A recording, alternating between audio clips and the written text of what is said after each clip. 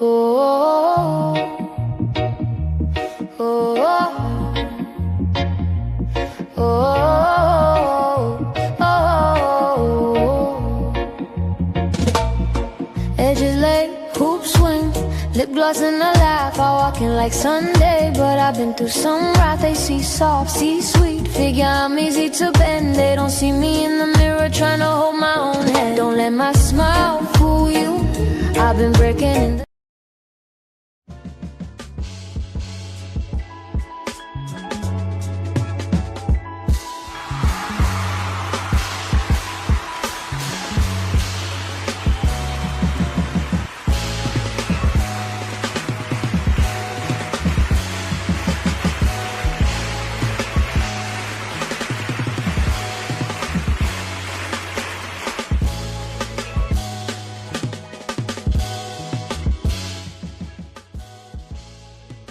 Black faces in high places are not going to save us.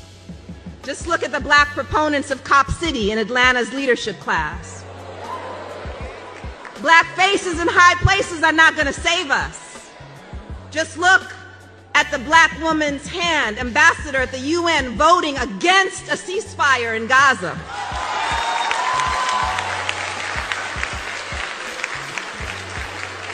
That is, our blackness and our womanness are not in themselves trustworthy.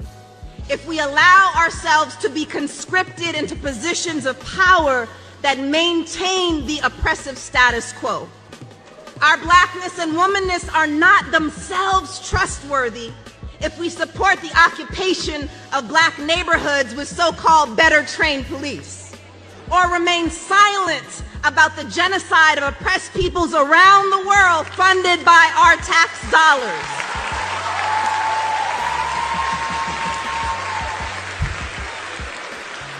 And here, let me please shout out the incredible Spelman students and AUC siblings who have been organizing with Stop Cop City and Justice in Palestine, among many other troublemakers in this room.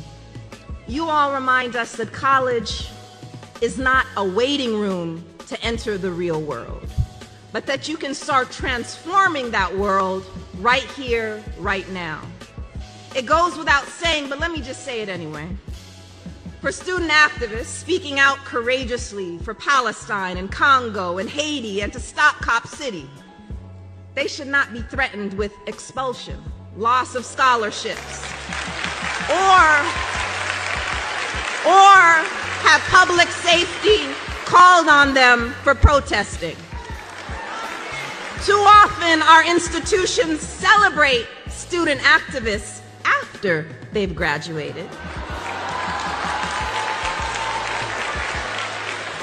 even giving them honorary degrees.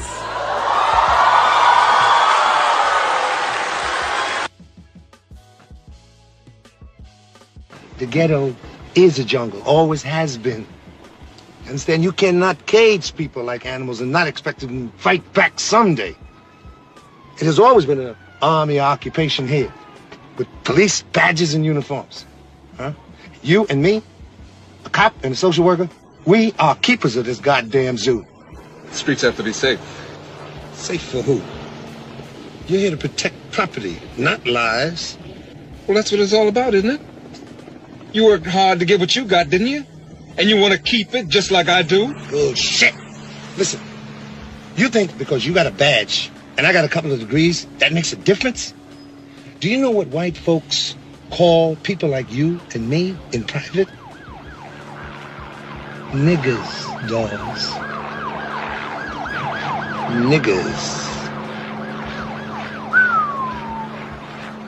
Hey, hey, hey.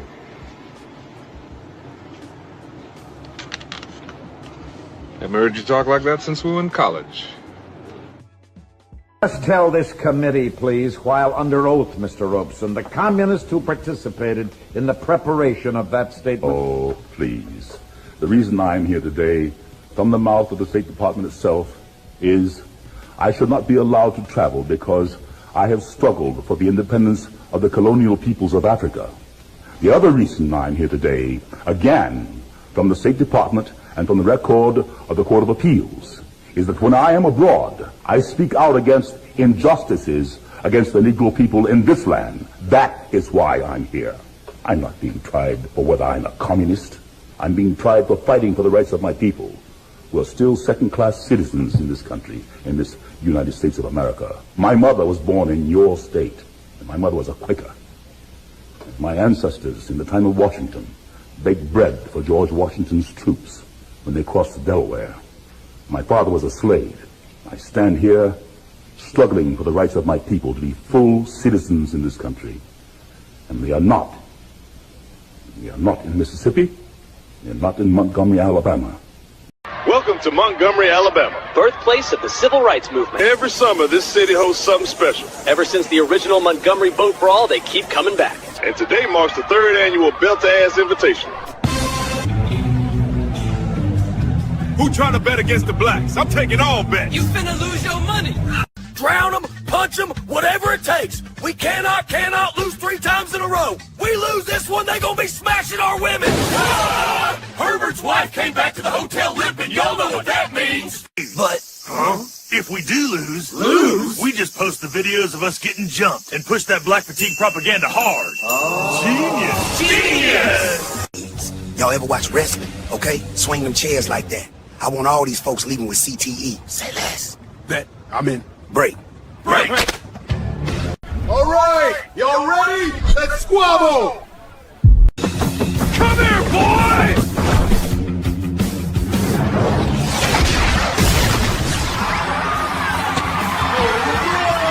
Boy, you ain't no fucking vegan.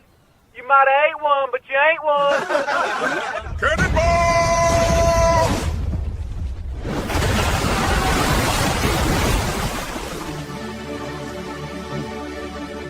Hey, Miss Ebony Chocolate Queen. They call me White Mike in the Hood because I'm a goat. Man, I am not here with these white boys. I got a degree in African American Studies. Can I take you to dinner? I rebuke my ancestors for what they did to your people. Ma'am, have a blessed day. You done messed up now, old man. Okay, I see you with that chair up. Now, TT, now! Huh?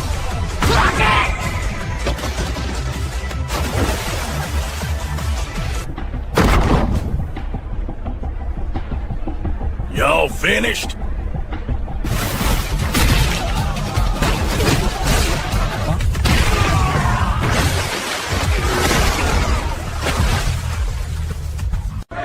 Boy, I take shits bigger than you.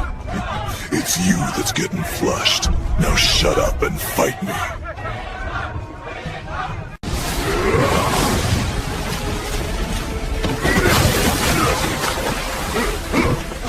You think that's funny? Quit playing with me and fight me like a man! What the? That the Bama River Serpent? No!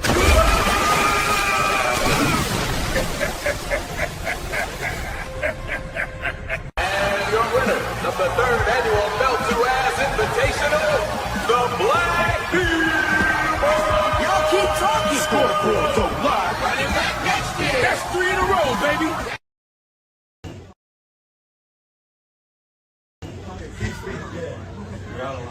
You're out of line.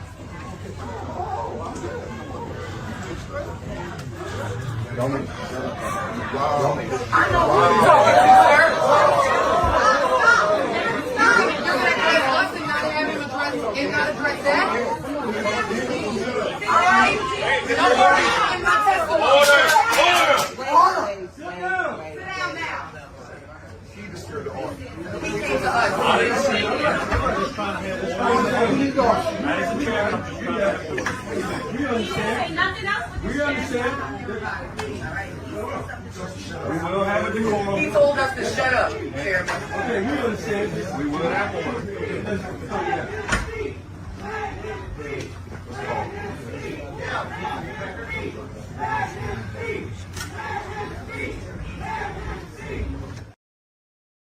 Y'all going? Let go. Now you got me all tied up. Now you got me all tied up. My brother ain't doing nothing to nobody. He ain't doing nothing to nobody. You don't walk out like that. Move the fuck back. Boy!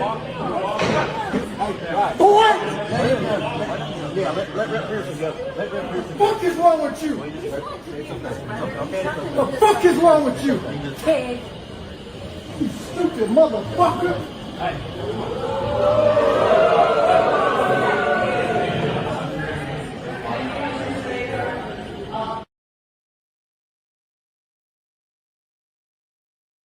Man, you listen.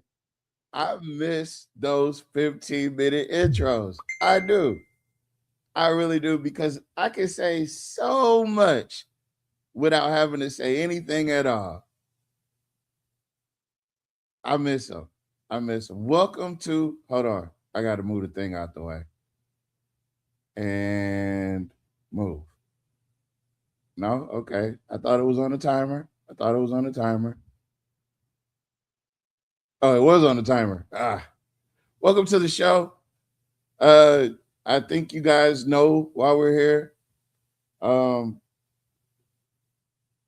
Yeah, man. Hell of a day in politics, no? Right? We got the Power Coalition. They done reared up to check with the troublemakers. So, we making trouble. It's up. And I want to give a shout out to my good brother, State Representative of District 26, Ed Larverdang, who's in that video. Yeah, he's the one that, him and Malcolm got it real good about trying to keep things, hey, let's not get it out of control.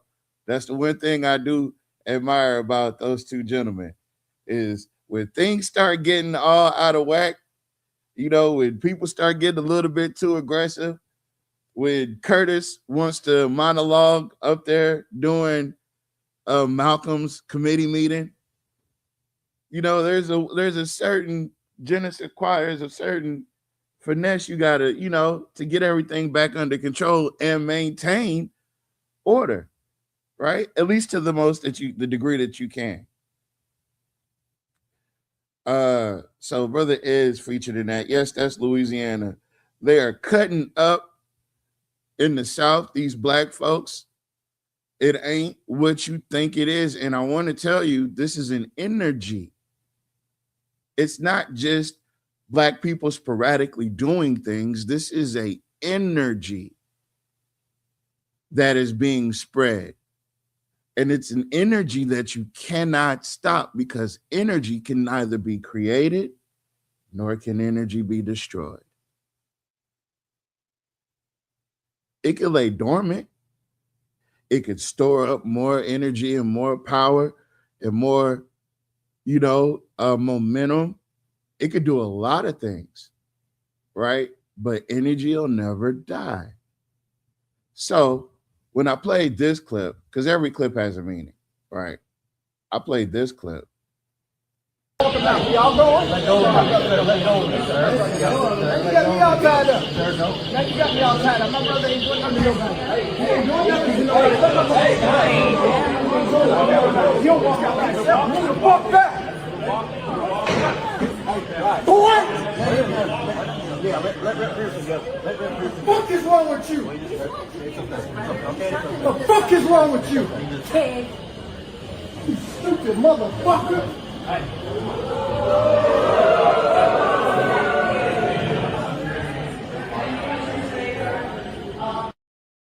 These are the best of us right now, cutting up.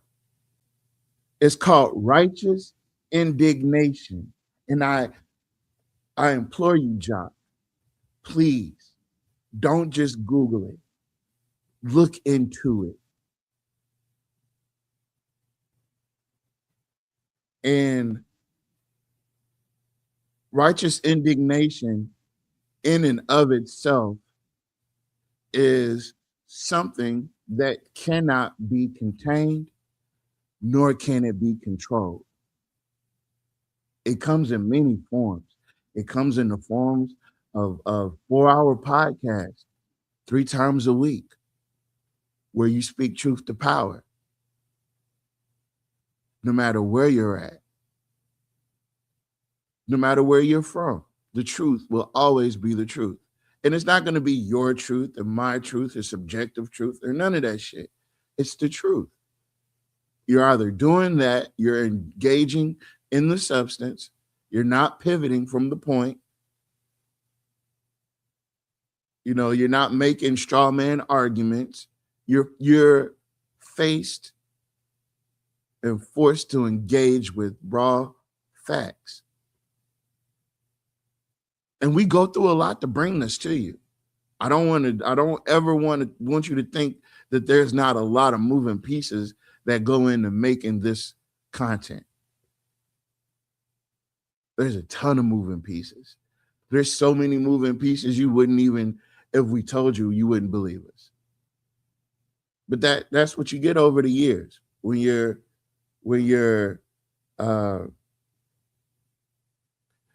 properly vetted, right? You get to stick around. You get to continue doing the thing, and you get to continue being authentic because you weren't just vetted by political figures, you were vetted by the people, and we've been vetted by the people, and we're here, and we're kicking this shit, we're kicking this truth, and we're keeping this shit solid, and it's righteous indignation. It's righteous indignation. I have a right to feel like you attacked my dignity because you have. Right? It didn't work. So now I'm back for my 2 pounds. And I'm back because you owe me. You cost me. And that's not just on a personal note, that's on there's so many more opportunities that could have been had it not been hampered or tampered with, that you just utterly destroyed. So I want it back. I want it back. I want it back, and I don't want to say self-esteem, but yeah, I want it back in self-esteem. I want to take all your self-esteem away. I want to deflate that ego. Because you got it coming, brother. You got it coming. I hate it for you. But let's see. Now, can you hear me now? She can't hear anything. Can you hear me? Can you hear me? I can hear you. I can't hear you at all, Tavares. Yeah. Well, I don't know. I don't know what to tell you. I don't know what to tell you. Shamir, can you hear me?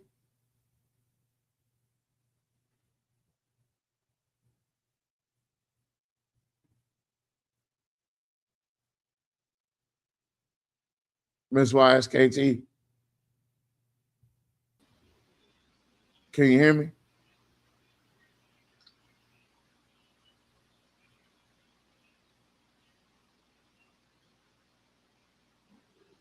Hello? Hello? Yeah, hello? Nope.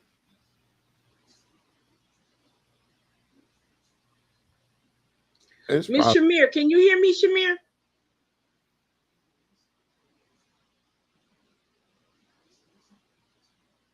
She not even around. And nobody can hear each other. She can't hear me. Hey, y'all in the chat. Y'all in the chat. Can y'all tell her that yes? I can hear. Okay. Okay. So I can't hear Tavares at all. Right. Miss Shamir, can you hear me? Can you let her know that we can hear everybody? Okay. Yeah. But she can't hear Tavares. Yeah, tell her that she can't hear me. Because I was trying to talk, but I can't talk because I don't know what he's saying. I'm here. I was warming up some. Let me see. And she can't hear you either, Shamir. She can't. No. She got I got the she reading the chat, so I got the chat telling her that she's the only one that can't hear. No, she got 2 people up here. She got 2 of hers up here. I don't know. I don't know why she's got 2 people. Kick both of them out. Yeah, I mean, one of them got to work.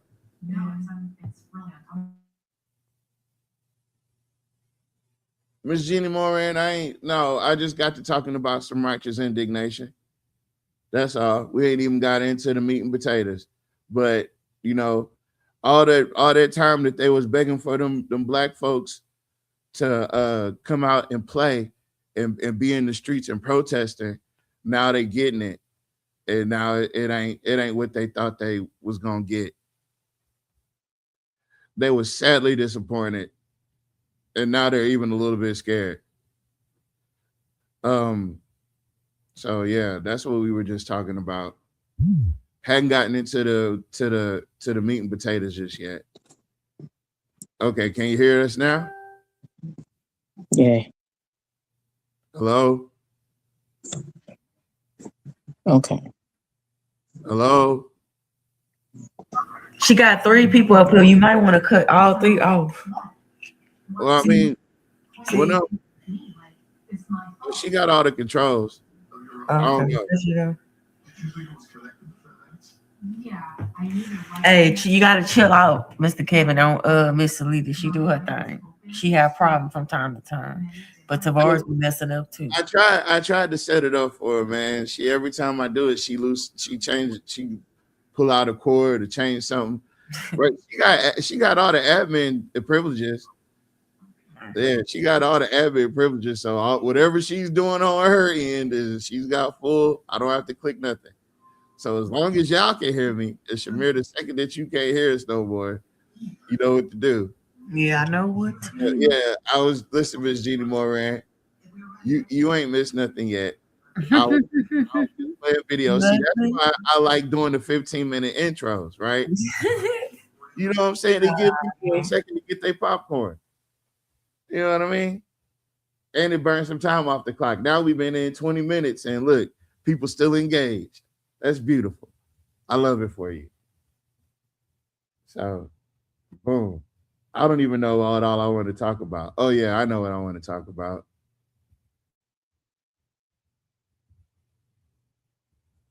Damn, son. Not the finale. Now we're about to wrap this shit up. We should have wrapped this up. It was a lot of content to cover this week. I ain't gonna lie. And he gave us a lot. So we're going to back up a little bit, pause, into what we were ending on last night. Because last night was a great show, by the way. A lot of people watched. That's good. Because that's the point of doing all this. You know.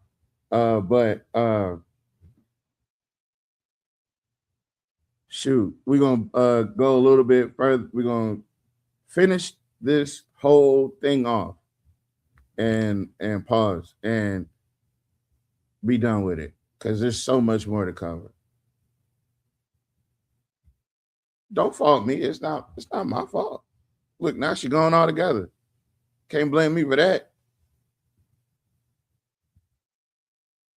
All right, let's see. Man.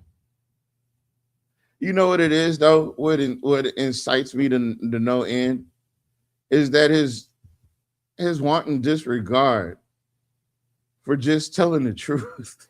He just don't want to tell the goddamn truth. Shit. Going to get to that right now. I think that we have continued to try to help resolve a problem that it doesn't look like there's a desire to resolve. I will tell you, I asked for all of the contacts, Rick, you, Dr. Lewis, Gate, and everybody else to put in the record for the council to see. And I have those here, and it reminds me a lot of if somebody knows if they call you at 3 o'clock, you're still working at school, so they know they're going to get your machines. They can say, I called you back, but they know you're not home, so they can check the box. I called you back. I got a problem with that.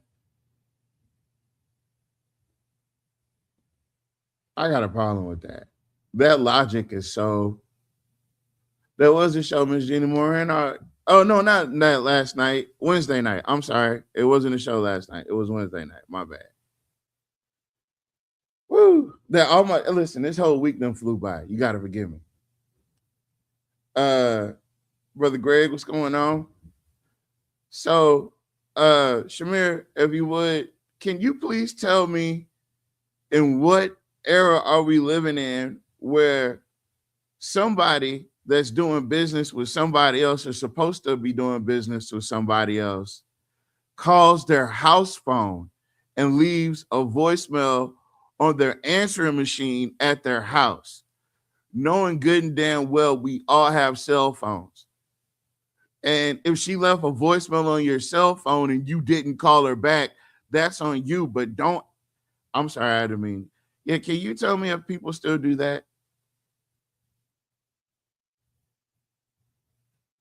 Business people, by the way. Business people. Guys that say they do business. Or y'all can answer in the chat too. I don't know. What's the question? Do people still leave? Do people doing that do business still leave get voicemails on their answer machine at home? At home? I'll run it back. What? I'll run it back.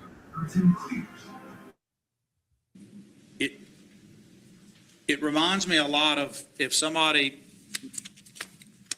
knows if they call you at 3 o'clock, you're still working at school.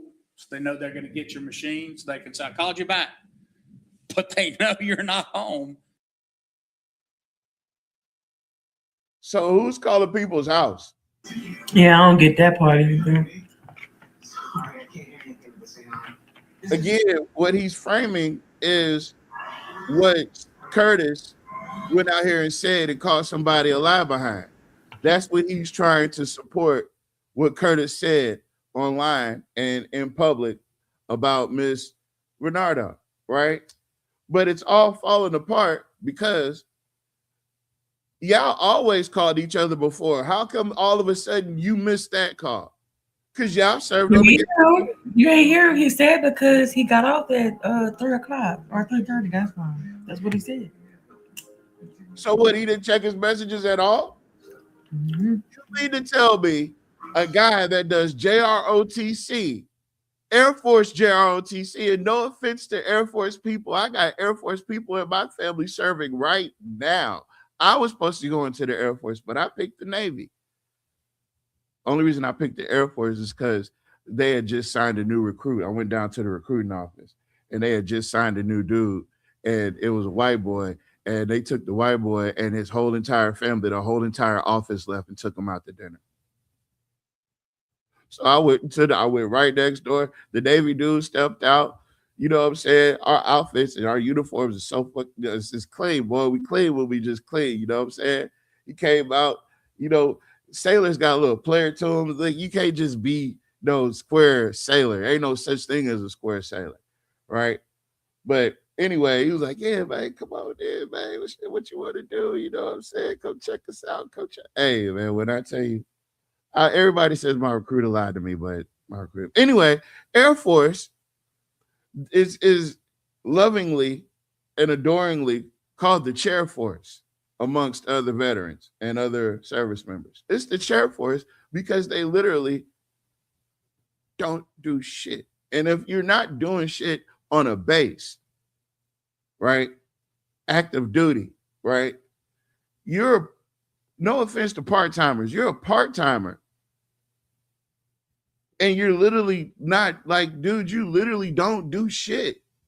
Literally. That's why you all up in the city's business. You don't do shit. So you mean to tell me at 3 o'clock, you didn't realize that you were in negotiations on behalf of the city to talk to somebody from Gator, they leave a voicemail and you didn't call back because you were at work when they left the voice. What the fuck are you telling me, bro?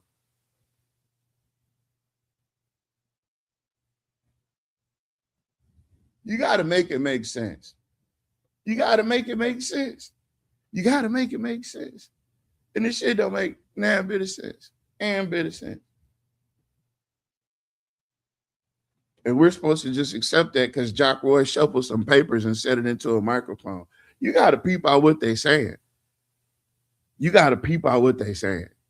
If even in the event that he knew that they left the message, at what point was he going to call them back? That's how you know when people are bullshitting you, and you never let a bullshitter bullshit you, because they're both bullshitting right now. Well, let's go. So they could check the box, I called you back. This is so easy to see what Dr. Lewis tried to do and was not allowed to do. What's not easy about it is that it's happening among professionals. And we have people take this lectern and tell the public stuff, and it's just not the truth. And that's just not okay. Shouldn't be coming in front of the council doing that. And maybe I was too critical of the council in saying the council is too much or too easily allowed. You know, for somebody that's all about American, I don't know, has anybody ever seen Jock out there taking the Pledge of Allegiance with everybody else? Because he the Pledge Allegiance to the flag and to the republic for which it stands, for the one nation under God and all that other stuff. But he sure is against free speech. That boy hates some free speech. That boy hates some free speech. You don't let them come up here and actually say what's on their mind. You know what I mean? You don't come up here and then on top of everything else, to make it even worse, he's got it so twisted and contorted up there with Cynthia that the council doesn't even answer questions. So you will never get any clarity. Even if somebody is incorrect about what they're saying, it's not like they can ask the council. I'm just saying. You created an environment where nobody can get any clarification, and you did it on purpose because you cause a lot of confusion. You are the author of confusion. Oh, okay. You are the author of all this confusion, sir. And the only way you can get out of it is to cause more confusion so you can escape. But no, sir. No, sirree, Bob, you're not getting off that easy.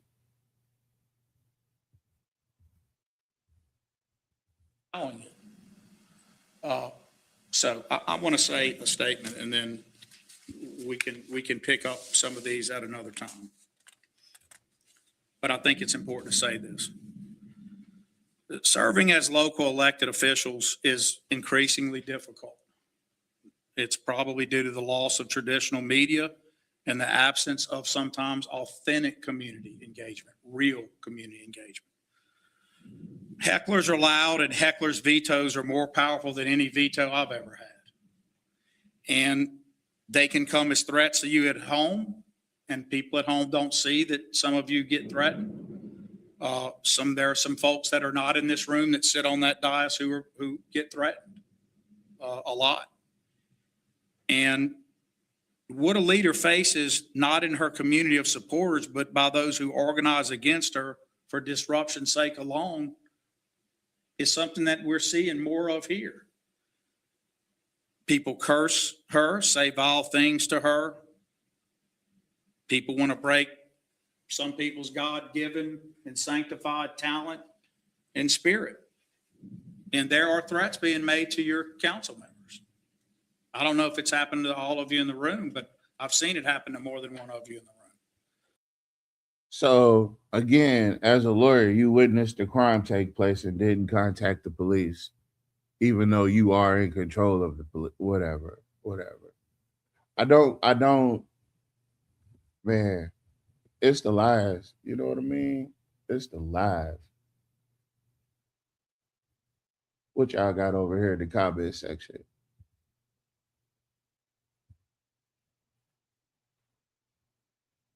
He says, the council members should hold him and themselves accountable for greater transparency and integrity.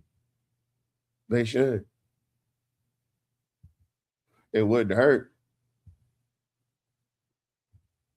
Is he referring to Cynthia Perry? Yes, he absolutely is. He absolutely is. Because of that vote. Yeah. Because of that veto that he did, he threw the rocks and hid his hands. So he waits to do a mayoral briefing to explain why he did the veto. And when we had our opinion on how Miss Perry voted, And that was really via social media because we didn't say anything in person. We was just shocked. We was like, oh, wow. You know, like, we didn't say anything in person. So everything he's referring to is online. Gotta I be. want to go on record and tell people, if y'all listen to that show, I purposely said I don't want no parts of that. I said because it's going to be other people that are going to rip her to shreds. Yeah. And I purposely went out of my way to decline to even engage because I already knew what was coming. So, Jock, you can't even put that on me. Yeah, Miss Jackson. Yep. authentic community engagement. Did I hear that correct? Yes, authentic community engagement. What other kind of community engagement is there? The kind where you boil crawfish. Non-authentic? You boil crawfish. You boil crawfish. Or in Clarence Reed's case, you go to a catfish party at the sheriff. After he takes you. I'm not going to get into that. And when it works, those threats, when it works, meaning the threat did its job, what that leads you to do is the authorities is suppress or restrict the speech or expression of speakers or officials or persons who judge things officially rather than address the disruptive behavior. In other words, it occurs when the government or institutions inadvertently silence the many in favor of the heckler. So is he framing the disgruntled black folks as hecklers? I'm tired of this name calling shit. I'm not gonna be called too many more ratepayers and hecklers. I wouldn't even say if you was a rate player, I wouldn't call you a heckler. I'm a ratepayer or am I a heckler? Which one? I'm not gonna call you a heckler. You even if you is behind your bill, you gotta pay me something. You pay me something, then your lights is on. So you just gonna name call me? I mean, that's why I don't see the decorum is gone. We're out of decorum. Yeah, we're out of decorum. When he read that letter, he called us ignorant as well. He's talking about keep it clean. Keep it clean. Keep it clean. Ah, damn. Hold on. I'm gonna keep it about as clean. Hold on. Now he's an elected official. Let me show you the elected official keeping it clean. Y'all going? Let go of me, sir. You got me all tied up. Now you got me all tied up. My brother ain't doing nothing to nobody. He ain't doing nothing to nobody. You don't walk out like yourself. Move the fuck back. Boy! Yeah, let fuck is wrong with you? The fuck is wrong with you? You stupid motherfucker!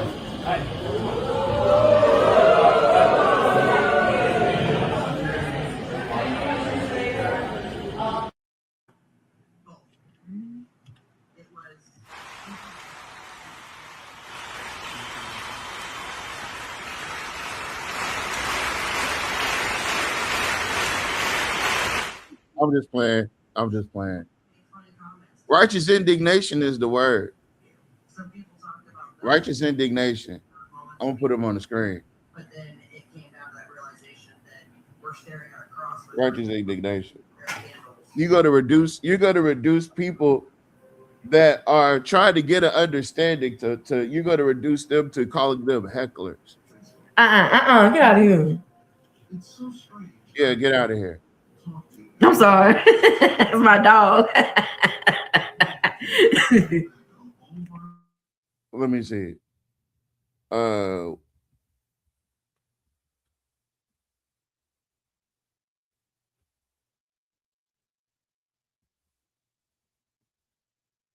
it goes. There it goes. Jock, I did the easy one. I did the easy part for you. There you go. Righteous indignation is a reactive, intense emotion characterized by anger and moral outrage, typically triggered by perceived injustice, immorality, or unfairness. It is often distinguished from selfish anger because the person believes they are defending a moral principle rather than acting out of personal grievance. While sometimes viewed as justified, as a justified, necessary response to wrongdoing, such as in religious or social activism, it is closely associated with judgmentalism and can easily escalate into harmful self-righteousness. But there is a moral justification. The belief that one's anger is more morally righteous and authorized, often in defense of the weak or in opposing sin or systemic injustice. Destructive potential. Despite its high-minded justifications, it can become a destructive force, leading to judgmental attitudes, a lack of empathy, and is a desire to punish others rather than to resolve situations constructively. Theological perspective. Often, it is defined as aligning one's anger with what is one believed to be God's anger against sin and injustice. Common pitfall, it can serve as a mask for uncontrolled rage or a way to assert superiority over those with opposing views. Has biblical and philosophical context. Jesus provided examples of righteous anger, clearing the temple, yet followers are warned in Ephesians 4:26 to be angry and do not sin. It is often contrasted with human anger, which is cautioned against in James 1:20 because it rarely achieves righteous purposes. Stoic views. Philosophers like Seneca argued that the sustained anger, including righteous indignation, is a form of temporary insanity and that calm, rational action is more effective for justice. But according to the Bible, that's not what's effective for justice. It's table flipping. That's what it is. What are you doing in my father's house? Get that shit. I'm just playing, Jesus. See what your mama doing. What is she doing? I don't know. She ain't made it yet. She'll be here. Don't you worry. Mr. Leader, the beacon getting out there. We putting the beacon out for you. Good evening, Ms. Honorary. No, this is on the blacks. Yeah. Yeah. Oh, the heckler is vetoing the truth. That's the whole point. That's why it's called a heckler's veto. Sometimes a leader even hears. Also, he calling himself heckler. You know what? I never thought about it like that. He just said it. He said that's why it's called a heckler's veto. I'm about to Google it. Yeah, look. Hecklers. Can you still hear me? Yeah, I'm still here. Heckler's veto. I got it on the screen. You slow. I'm fast. The heckler's veto is a First Amendment doctrine where the government suppresses speech due to anticipated or actual disruptions, violent reactions, or intense disapproval from a crowd. Oh. It occurs when authorities silence a speaker to maintain public peace, effectively allowing audience hostility to censor the message. U.S. courts generally hold that a listener's hostile reaction does not justify restricting free speech. Oh, but there it is. Scroll down. Because that's just Wikipedia. Yeah, go down. The key aspects of a heckler's veto doctrine. It is a suppression of speech by the government or private individuals because of a negative or violent reaction from the audience. The First Amendment violation. Supreme Court has generally deemed that a heckler's veto unconstitutional as the government cannot allow the potential for violent opposition to justify censoring unpopular speech. This is literally a walking First Amendment violation. Okay. And he said it. And he's saying that's what we're doing. Yeah. He's saying that's what we're doing. He said that's why it's called a heckler's veto. Play it again. Yeah, because I gotta understand who's the heckler. People curse her, say all things to her. People want to break some people's God-given and sanctified talent and spirit. And there are threats being made to your council members. I don't know if it's happened to all of you in the room, but I've seen it happen to more than one of you in the room. And when it works, those threats, when it works, meaning the threat did its job, what that leads you to do is the authorities is suppress or restrict the speech or expression of speakers or officials or persons who judge. He literally just read it right out of the damn thing that we just read. Like he literally just read the thing that we just read. So he's explaining that he put out the heckler's veto because we are the ones. And it's what we're doing is called a heckler's veto. It's not a real thing. It has no. He's doing what he wants to do anyway. He just doesn't want us to say anything about it.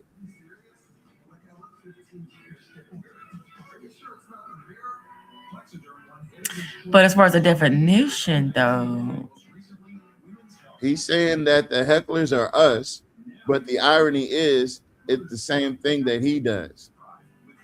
It is.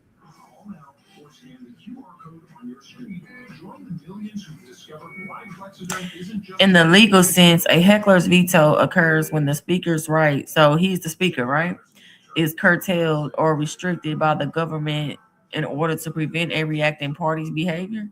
No. So that would be him, right? He's the governing authority, right? He would be the government in this case. Or it would be the council in that case. The council body would be the governing body. So he's telling, if he's talking about Cynthia, and this whole section is in reference to Cynthia, he's signaling to Cynthia that heckler vetoes are ruining y'all plans. When people call shit out and you let them say what they want to say, like how she controls Mr. White, she really is doing that to everybody. So keep that in mind when y'all go up there.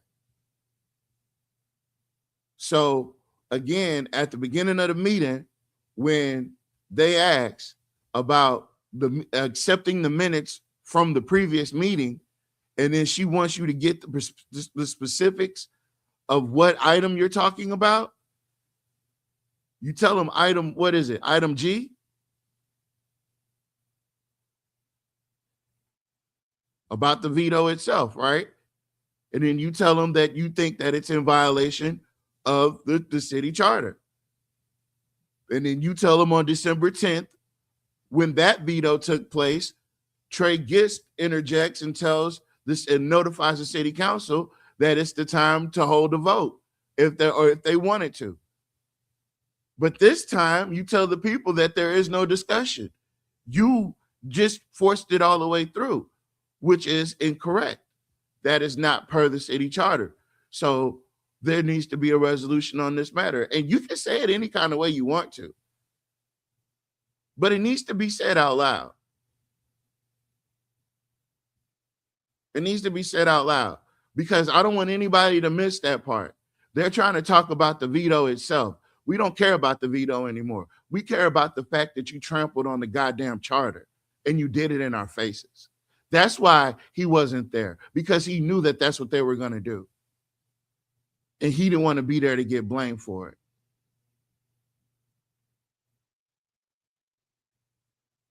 I don't even think Jonathan Goins was there, was he? Yeah, I think he was. But either way it goes. Everybody has to be in the crowd, I'm guessing. That way he's talking directly to the crowd, which is insane to me, which is everybody that worked for him. Is on the last city council thing, is it item G or item F? This is item F. Okay, it's The item veto F. message. Yeah. Yeah, Miss Powell is item F.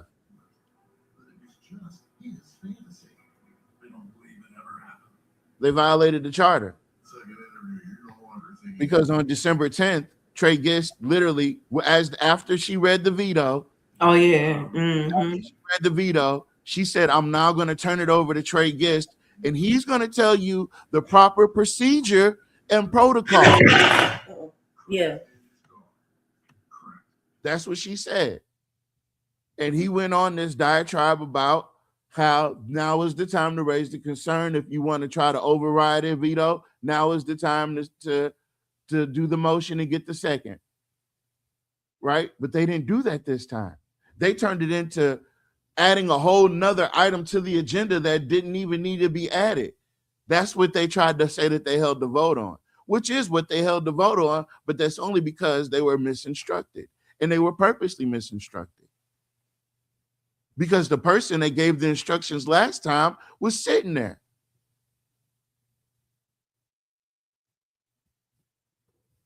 They did that on purpose.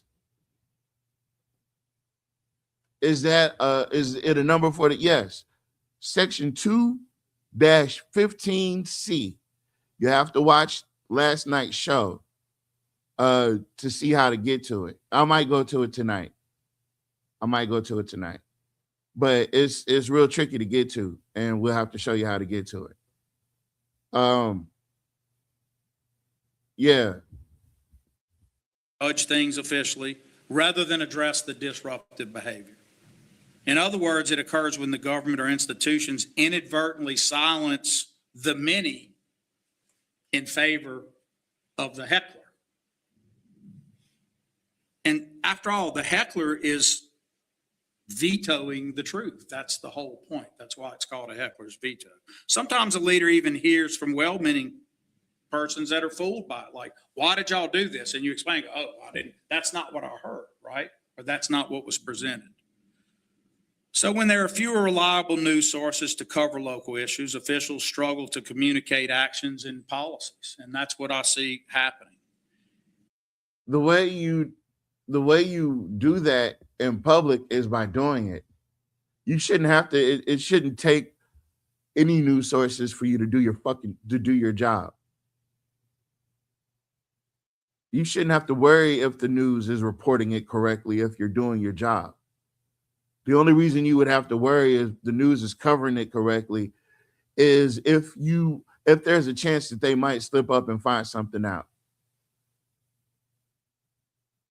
But those people don't go to journalism school and they don't go to college just to go after Jock Roy. A lot of these people don't even. You. Yeah, like you're the only one that can go to school or something. Yeah. The only one that know how to read documentation or something.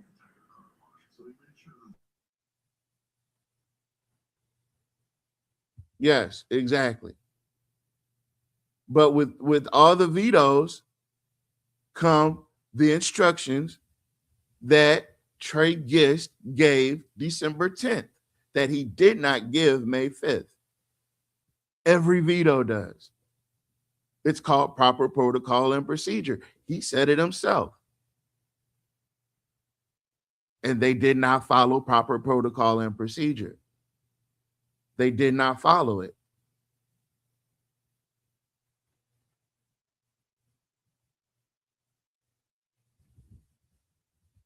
And social media can spread information. It can polarize public opinion quickly. It can make it harder to foster honest dialogues. Genuine community development can wane. Busy schedules and disillusionment by people keep them at home. And so what you tend to hear is not from all the folks who are supporting what you do or get it, right? You hear from somebody who doesn't have those challenges at home, is able to come here week after week and tell the public something that is not happening. So you're saying that people that aren't being, even if this, so you don't want anybody speaking up for the people, period. You know those people don't show up to those city council meetings, and you know why. because of how you treat people right now. Nobody wants to come and be treated like that in public. So no, they're not going to come. It's only going to be a few people that's going to literally look you in the face and not give two shits. So you want to silence the public so that the council can do their job, which is your bidding. That's why this shit is so near. How does that sound? Sounds like a dictator.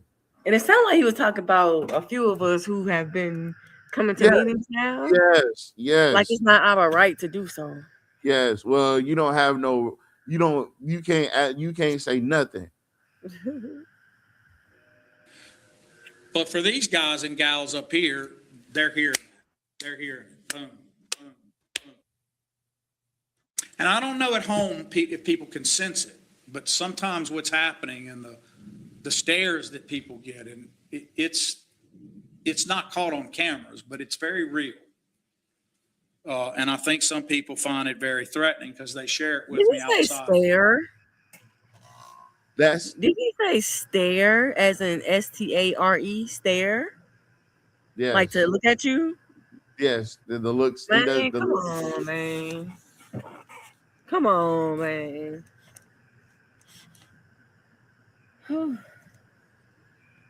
Yeah, when you say something against him, you become a heckler. That's facts. That's big, stupid, juicy facts. Big, dumb, old, right off the tree facts. When you say something against him, you're a heckler. Because he's the one that puts all that shit on the agenda anyway. So if you're asking or seeking some clarification on the agenda item that he put on there, then you become the heckler. All these damn names.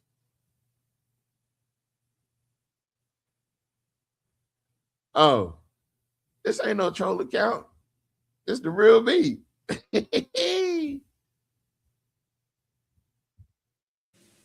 And I think that people have to realize that the leadership here, all of these members, every single one of these 7 people are pressured by that. And part of it is, right, it goes with the job. It is your job in many ways to feel some of that pressure and not always have people in here agreeing with you. In fact, I would suggest to you that the people who come to talk are rarely going to be here to agree with you. That's why they're here. That's all.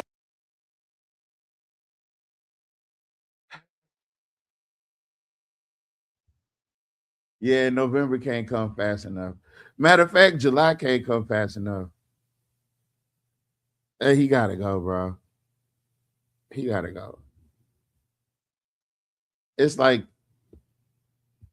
hold on.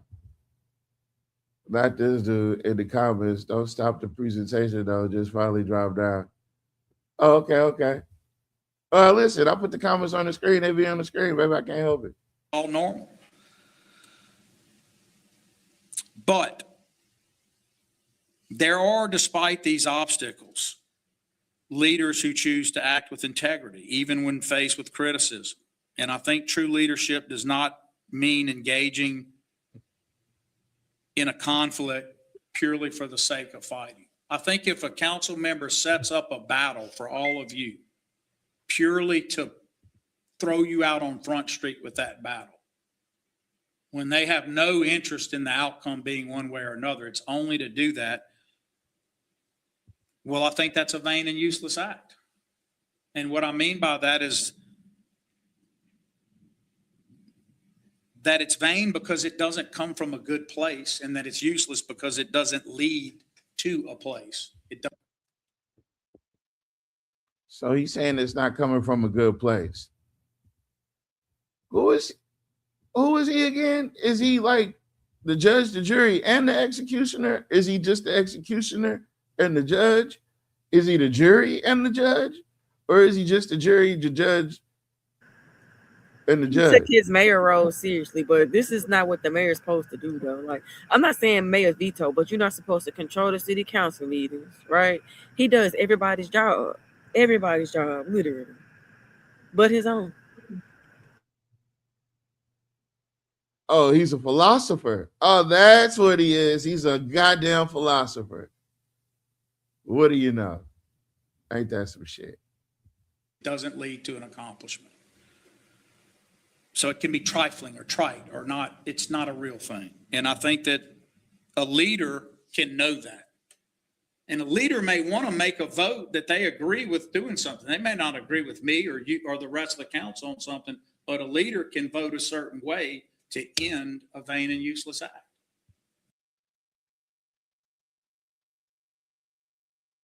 Oh, so he's describing what Cynthia did. She shut it down because it's vain and useless. But wait a minute. How did they find that out in less than 24 hours? He had to talk to her right after that. Because this marriage briefing is literally the next day after the city council meeting. And the only coverage that it got, well, in-depth coverage, was us. And I know they watched that show. The numbers prove it. Right? So within those 24, because this marriage briefing was at 3:00 the next day. The city council meeting was this took place at like 5:00.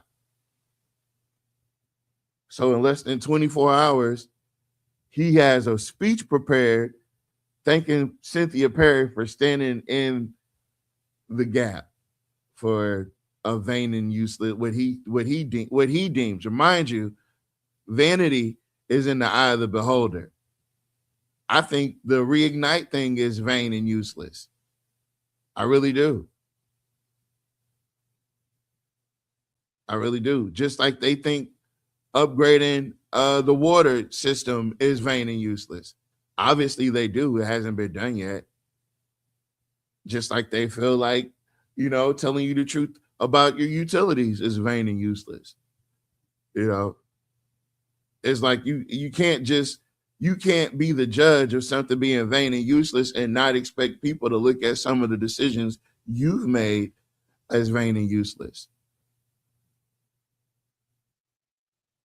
Like getting us involved with myself. That was vain and useless. We've not benefited from that. Like Johnny Downs. Johnny Downs was vain and useless because you don't even make money off of it. Like Links on the Bayou. Links on the Bayou is vain and useless. It's vanity. They want a golf course in Alexandria. On a plantation, nonetheless. But I digress. Because they know it leads to nothing but disruption and turmoil and a game that's being played. So sometimes a leader says no to something she may personally support because she recognizes Can you stop there for a moment? pursuing it. Okay. So it's funny how he has on a genie hat and can predict what's being done. And the ideal that he sees you guys' complaints and your disdain for what is going on as a game. Do you see the narcissism and the supremacy in what he's saying?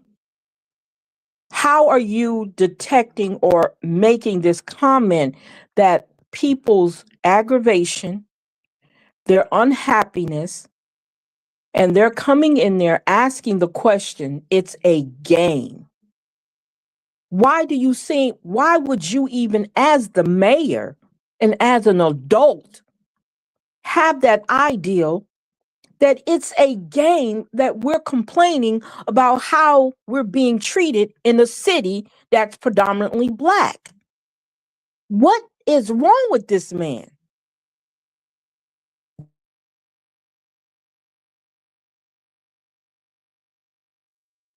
Well, let's keep going. Would create pursuit of a false or unwinnable situation or a vain and useless act. A leader knows that an outcome leading to nowhere but to sow discord is vain and useless.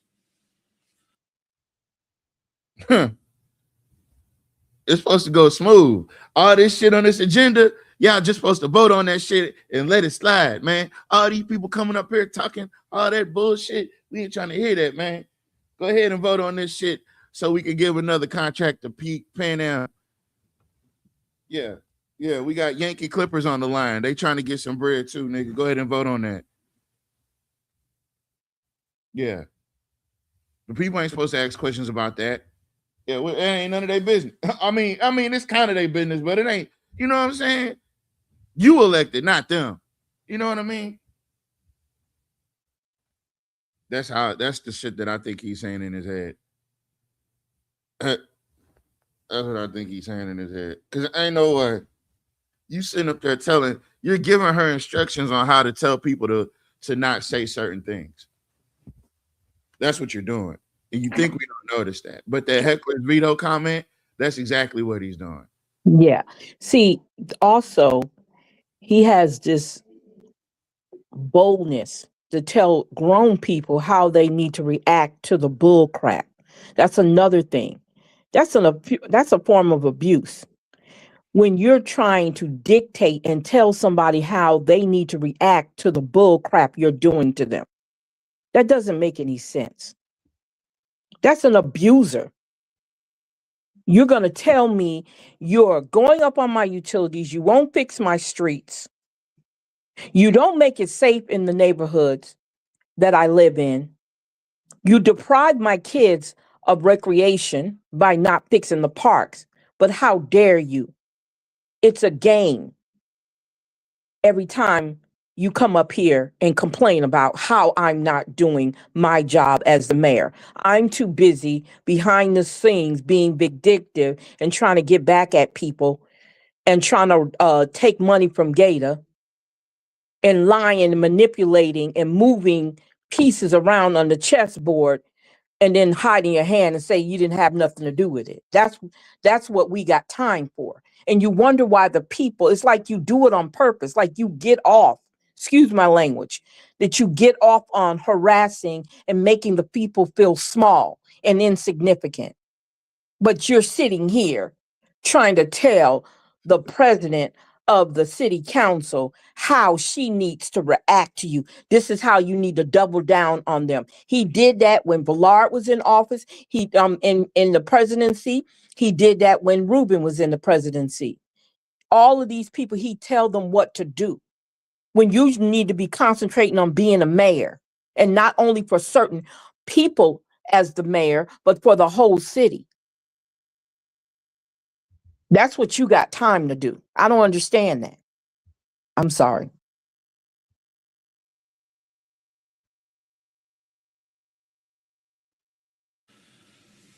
So what do leaders do? Well, leaders have some qualities, and some of those qualities we always see in a good leader. And we see that leaders have courage, and we see that leaders have wisdom.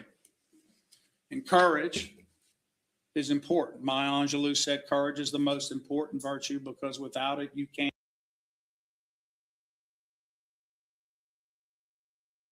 I wish he wouldn't have said her name, bro. I wish he would have left Maya out of this, man. It's like, bro, you could have, bro, you didn't even have to add, you didn't even have to say that. You could have gave a Webster's dictionary definition of what courage is. But when have you ever quoted Maya Angelou? Get the fuck out of here. You're campaigning, bro. You're trying to turn this into a campaign. You're trying to turn lemons into lemonade, bro. That's what you're trying to do because you know you messed up and you know she messed up too. And now people are starting to see why the president and vice president are sitting there. Gary's on your ticket. She's doing your bidding. Damn. Can't practice any other virtue with any degree of consistency. And wisdom has different parts. One of them I would call discernment. And discernment is a unique thing. And if you're a person of faith, you have a definition of discernment, right? It's the gift or talent of being able to tell good and evil, right and wrong. You have a real sense of being able to come across a person. If you're not spiritual, that's fine too. You still know what discernment is, right? You can walk up on a. So he said it's selective. She's got to use her discernment to let people not say certain stuff at that lecture. Yeah. He's telling her, he's giving her the overarching speech of you need to maintain control over what people are saying at that lectern. Exactly. He's trying to tell them what to do. He's trying to tell her, and I'm telling you, he did this before. Okay. He did this before. And this is the way that they keep us from speaking up. And this is why it's important that town hall meetings are conducted. So when he goes off on this little tangent, because it's more personal to him, he doesn't like his feelings hurt, what it really boils down to. He's very sensitive, especially when he's not doing right by the people. So he gets sensitive in his feelings and get offended. So instead of her worrying about what people say to her and getting concerned about what they say to her at the city council meeting, maybe she should be having some town hall meetings so that she would not always be faced with people being angry at her and not her doing her job and him not doing his job. And she would have a town hall meeting. Because right now, the climate of Black people right now and the attitudes of Black people right now, this is not the time to try to squash somebody's anger. This is not the time to try to ignore the people's needs. This is not the time. And it's being shown across the nation, not just in this little small town of Alexandria. It's being shown across the nation. People are tired. Black people are tired. And you sitting up here trying to give us lessons on how we need to react to what you're doing to the city. It's not working. Just like you guys don't seem to want to listen to us right now, we don't want to listen to you. And that needs to be the resounding sound right now. You can keep talking, but I'm not hearing it.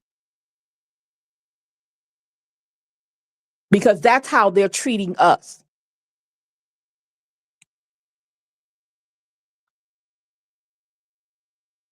This whole thing could go really bad for them because it's like they keep poking the damn bear. And it's like it's far enough isn't enough. And Jock is trying to play state politics, this bully politic attitude in Alexandria. And Jock is quickly finding out that it don't matter what them people outside of Alexandria are telling you to do in Alexandria. Them people, we're going to tell them what's going on. And so you better be prepared for whatever backlash, whatever backroom deal you did or done or are doing. You better get ready, because if we find out, we're telling the people. Because you've been lying you've been lying, bro. You just been lying, bro. That's it. That's all. Situation, and by people's actions or what they say, you can determine what's really happening. Or maybe you just have a history with the person. But discernment's critical. It's a critical gift, and it's important to have these things in place. So as the presiding officer of the council, I want to express to the president that I acknowledge the challenges that she's facing.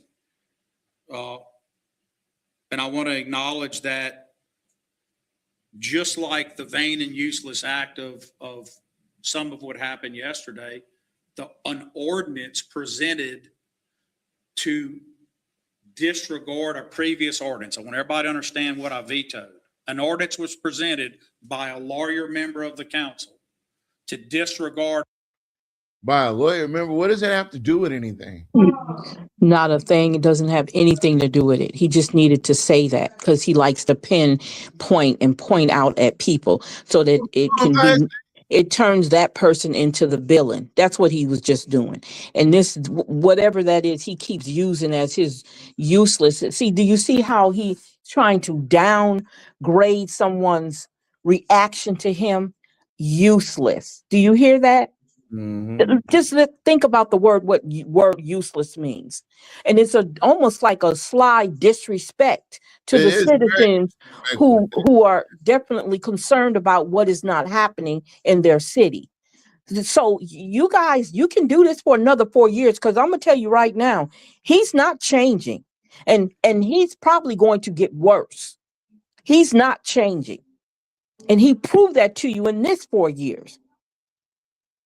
So you either going to allow him to keep being disrespectful and not doing his mayorship job, or you get him out of there, because he's not changing. He's going to get worse.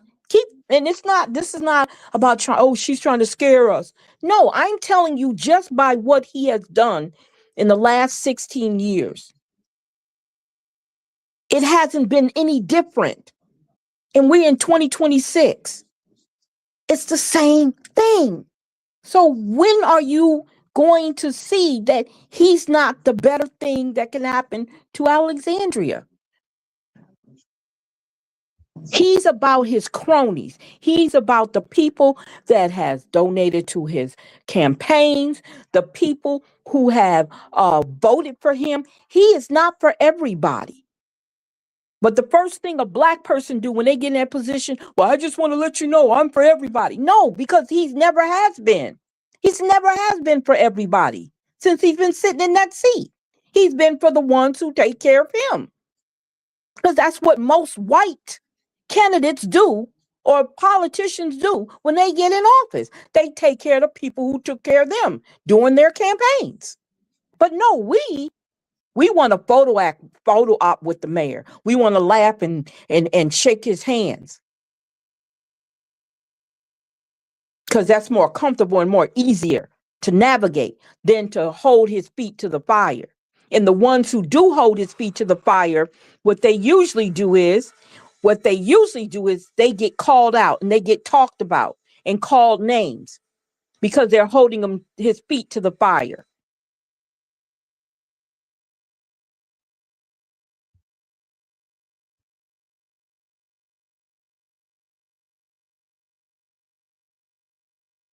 Yeah, she's right, you know. Mr. Porter, welcome to the show.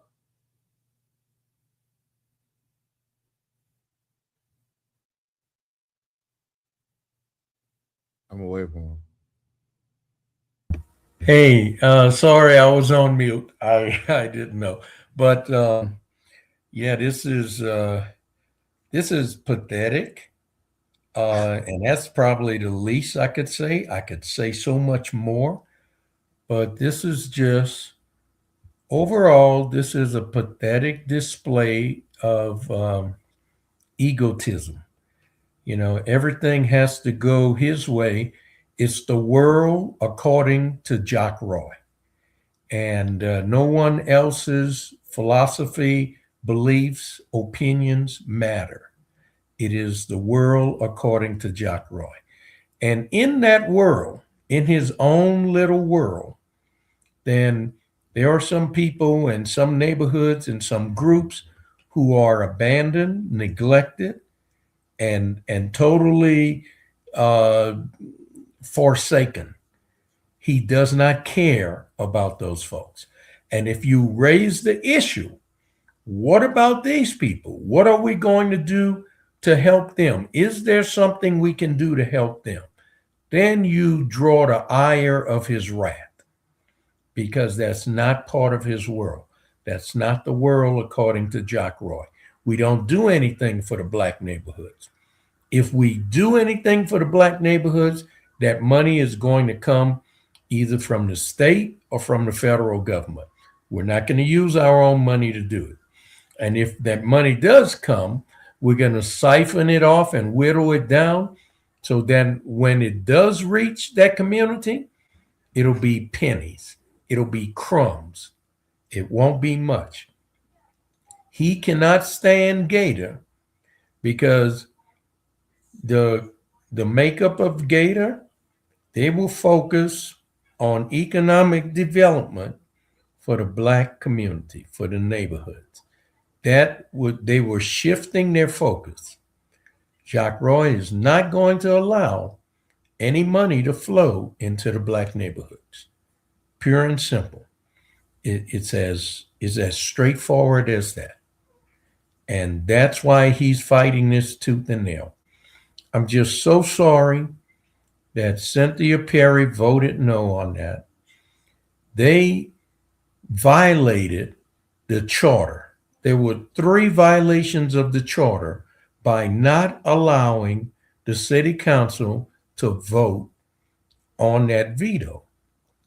And what he was doing, first of all, he was saving himself so he didn't have to face any questions from the citizens, from the public.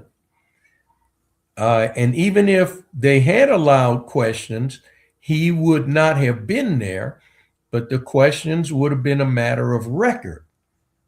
And so now that is going to be a cloud that constantly follow him. And then also by Cynthia Perry voting no, that saved Elizabeth Felter and Jim Villard, who both are up for election.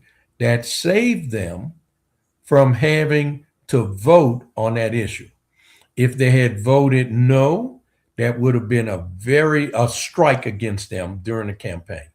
If they had abstained like they did 2 weeks prior, because if you recall, Villard and Felter both abstained on that particular ordinance, okay? And then the third one was that he definitely didn't allow them to vote. And we saw what you did on Monday night. You pulled up the video from December 16th when they conducted, in very similar circumstances, a vote on the veto of the fair district plans. And the process and procedure followed on May 5th was vastly different, entirely different from the procedure followed on December 16th, 2025. And both Donna Jones and Trey Gist have been there more than 30 years in that job. They've gone through multiple veto procedures. When I was on the city council, it was at least 4 veto procedures. They were all conducted in the same manner. The one on May 5th was not. That was a departure from the regular procedure and process that the city council follows. That was a violation of the statute, of the ordinance that both of them cited.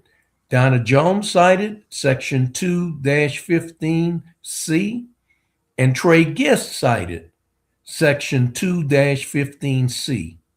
They So, cited Mr. those. Porter, Yes. what happens now that we know that they violated it? What happens? What do we do? I don't mean to interrupt, but what do we do? Well, you see, at that point, that is the responsibility of the city attorney, Jonathan Goins. He is the one to make sure that there is complete adherence to the charter, that we're doing things the right way. Now, if they thought that Malcolm or Jules was doing something different, you would hear all of them chime in and let them know that violates the charter. Here they were doing it and it didn't. So it was it was the city attorney supposed to step in and say, that's not the way it goes. We need to do it this way and help them with that. So now the next step is someone on the city council puts onto the agenda a resolution to send a letter describing the infractions of the city clerk, the city attorney, Jonathan Goins, for negligence, for not getting involved. And he was sitting there. Now, Jack Roy wasn't, but he was. And Trey Gist, the contract lawyer. And they need to send that to the state attorney. Okay. So the city And they could council has to do also that. Oh, you said they had to do a motion to do that? Say that again? a resolution. A resolution. They have to do Put a a resolution resolution. on there Okay. that the city council will send a letter to the state attorney citing the infractions of the or the violations of the charter that occurred on May 5th, 2026, and list them all out. Now I listed it for them and sent it to them. Okay.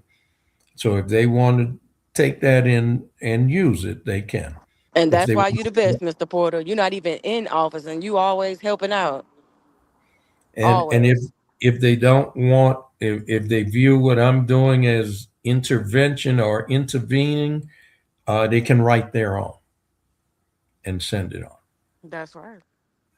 I Now, agree. the other thing that should happen, because this was a complete violation of the city charter, they have to redo this. So that makes what they did null and void. So really, to correct that, they should put it back on the agenda and do it the correct way. Now, mind Okay. you, it won't pass, right? Because Felter won't vote for it, Villard won't vote for it, Fowler will not vote for it. But they get them on record. They get them on record. And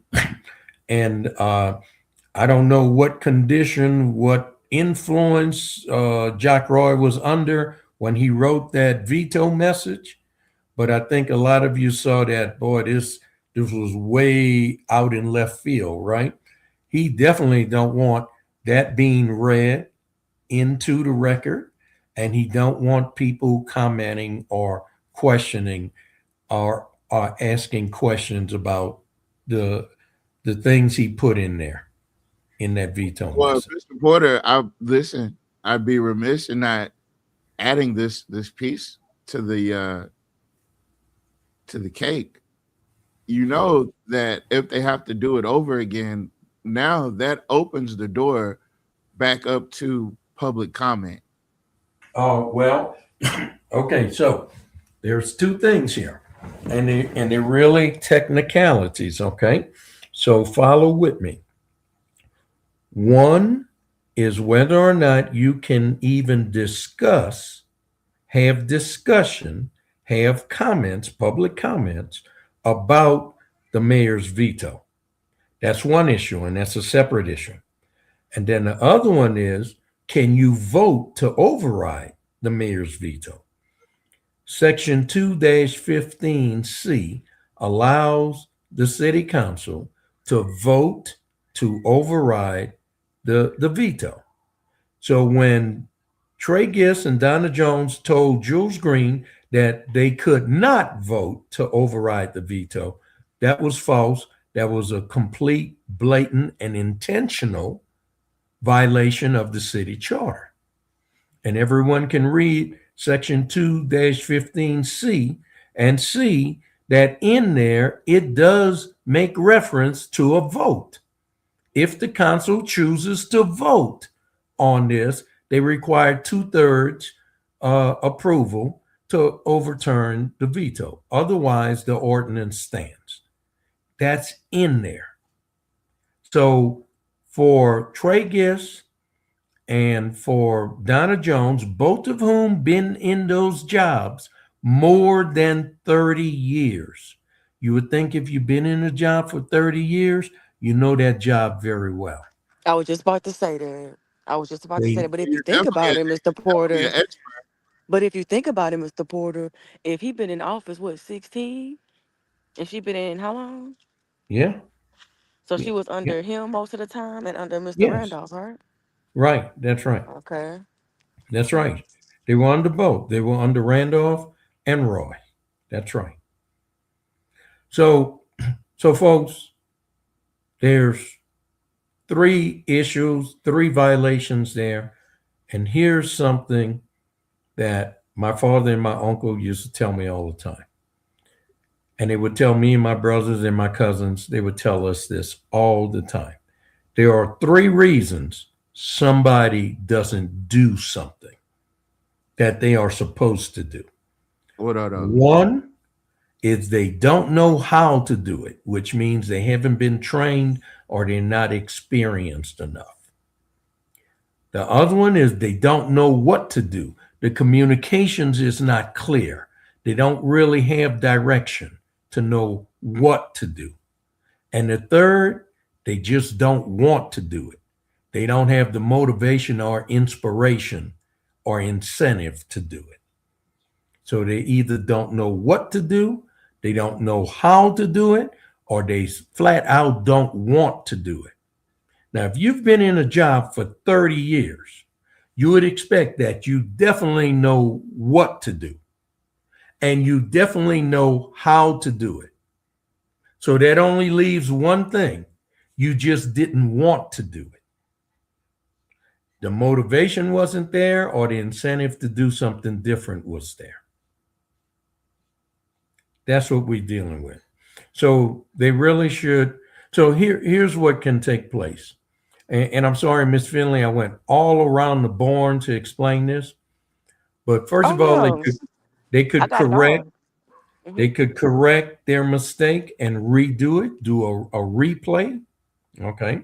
Upon further review, they will replay this. Okay, and then do it right at the next council meeting. It's still not going to pass, right? But you would get Villard and Felter on record, and you can make that known to the Black community.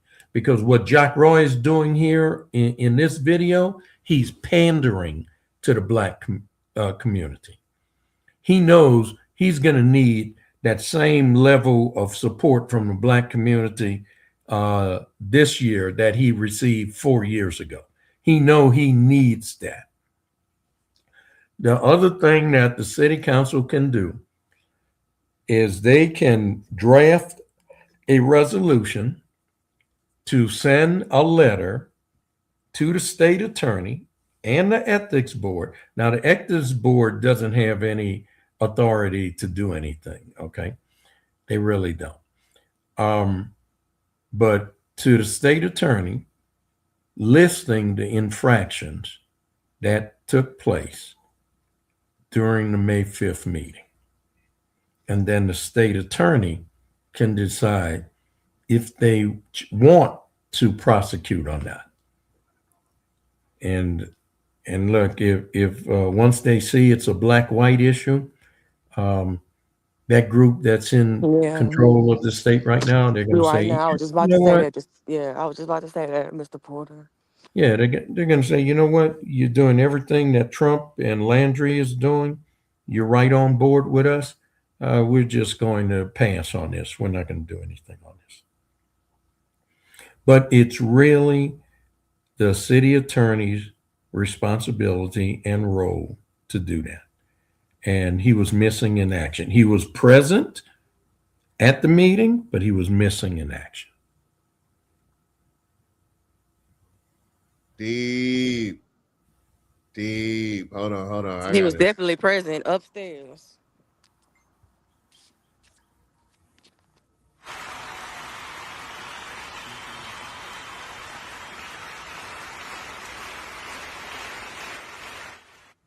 Good explanation. Part of previous ordinance that allowed a contract that already was signed, exists, and had at least partial or related performances. You follow me?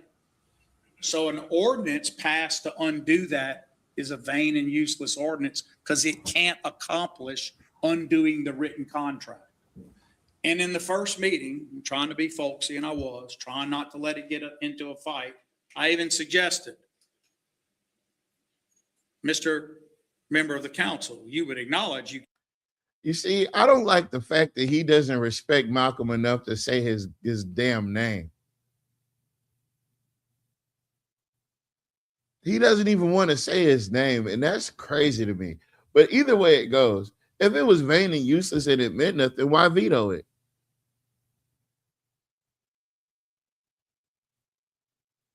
If it wasn't going anywhere, why veto it? But why do they keep saying contract?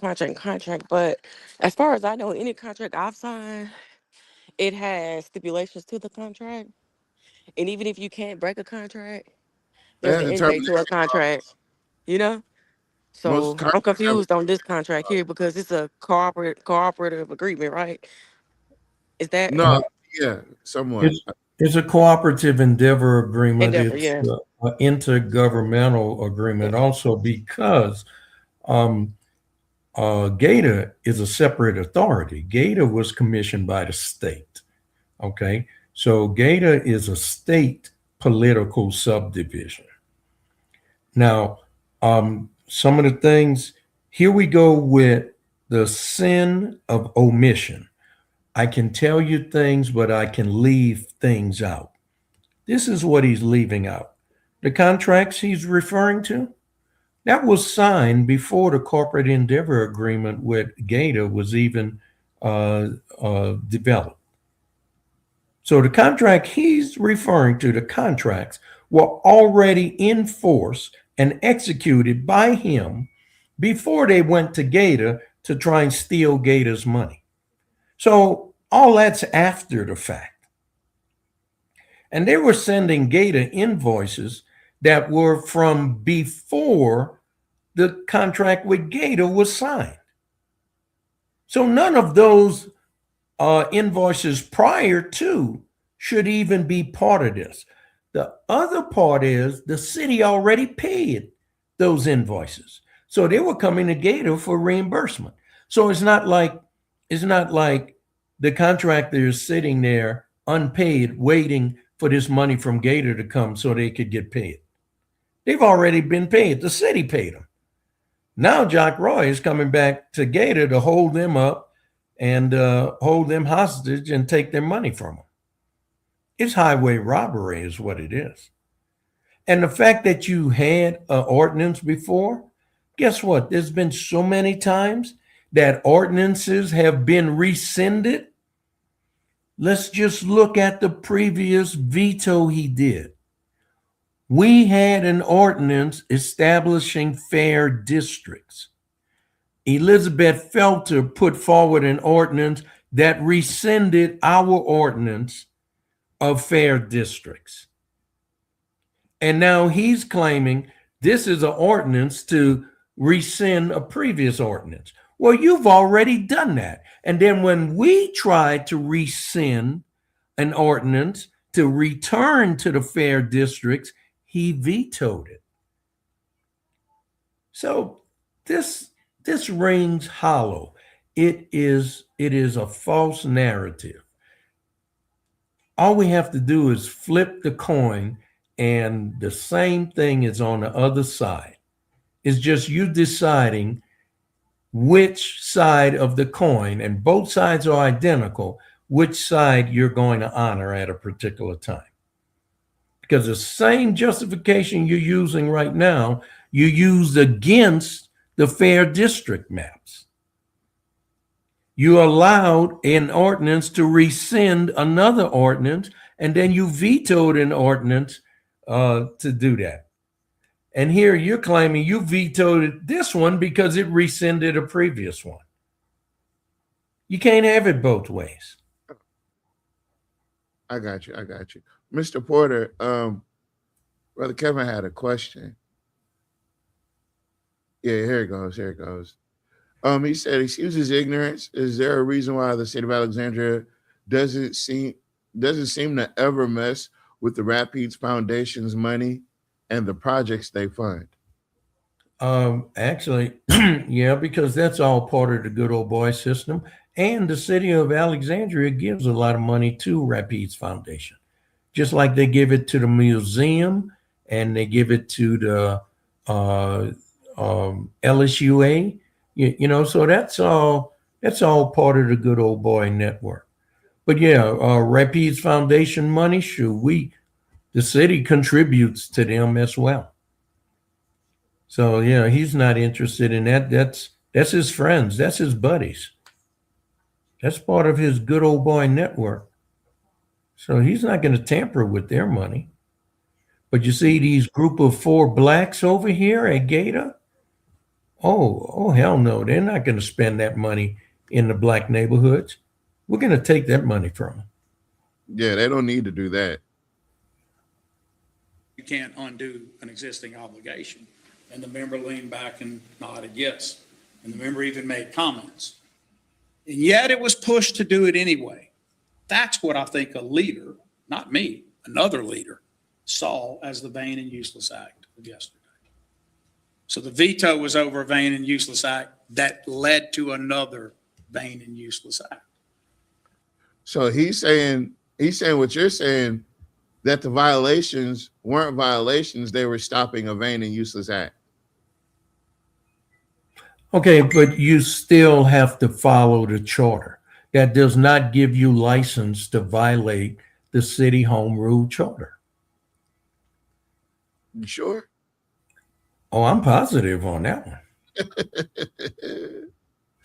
And my point in all of this is that those things are being sought not for the end of getting something accomplished for the community, but for the sole purpose of counting a vote or having people stand out so they can go, you voted for or against it and you did this. And it's the same folks in the room that are doing it.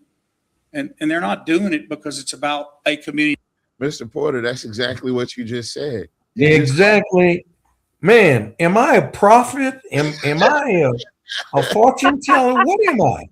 Yes, you have the gift. Yeah, you got Salita, you told me this. You told me this about 2 years ago.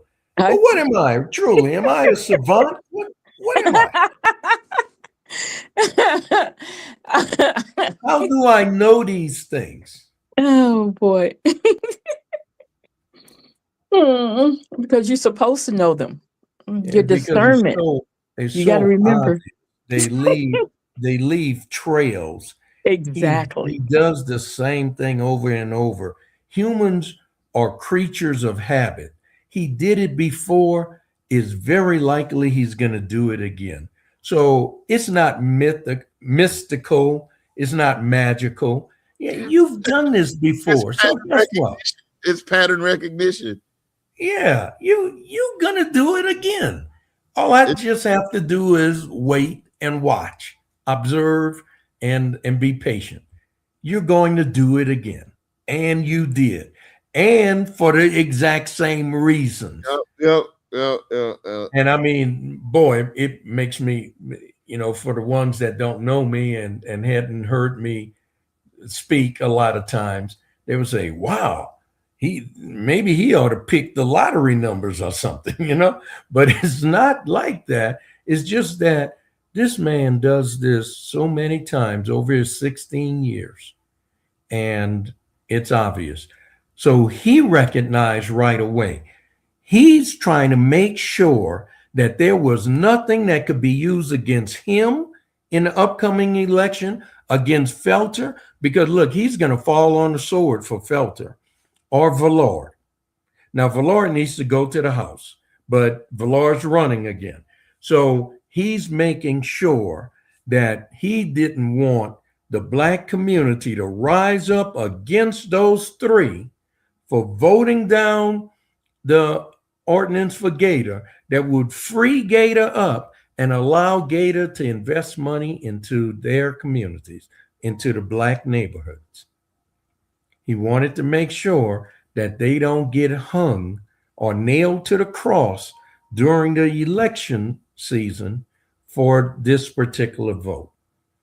And he got Donna Jones and Trey Gist to go along with it. And he conveniently made sure he wasn't there. And then he exposed it. He let it go. Now, if he was truly a smart man, he would not have revealed his inner motives right there. He would not have revealed why he forced those folks to prevent a vote or a discussion on his veto, because he didn't want that to go on the record. But guess what? They violated the city charter. And if the city council members have the guts, if they have the cojones, they could put that right back on the agenda and cite the reasons why, because it was done wrong. So we have to redo it. There's only two that's going to do that, Mr. Porter. We know that. There's only two. Well, you only need one person for a second. Yeah, you only need one. You can make the motion. You only need one homeboy for the second. You got to have a down the ride. Well, first of all, what Donna Jones said was wrong because the deadline is Tuesday at 12 noon before the city council meeting, the next city council meeting. So she said they had 2 weeks to let her know, and that's not even required. Okay, so that was totally false. That was a violation. She gave inaccurate, false, misleading information. Trey Gist backed her up with that. Now, he's a lawyer, and lawyers are not supposed to give you false, inaccurate, misleading information. And you know, so we could actually go send a complaint in to the Bar Association on Trey Gist for that and send them the video, as well as the section from the Home Rule Charter. But so with that, either one, Jules Green or Malcolm Lovedan, can request that this is put back on the agenda for the next meeting because it was done in violation of the city charter. We need to redo it.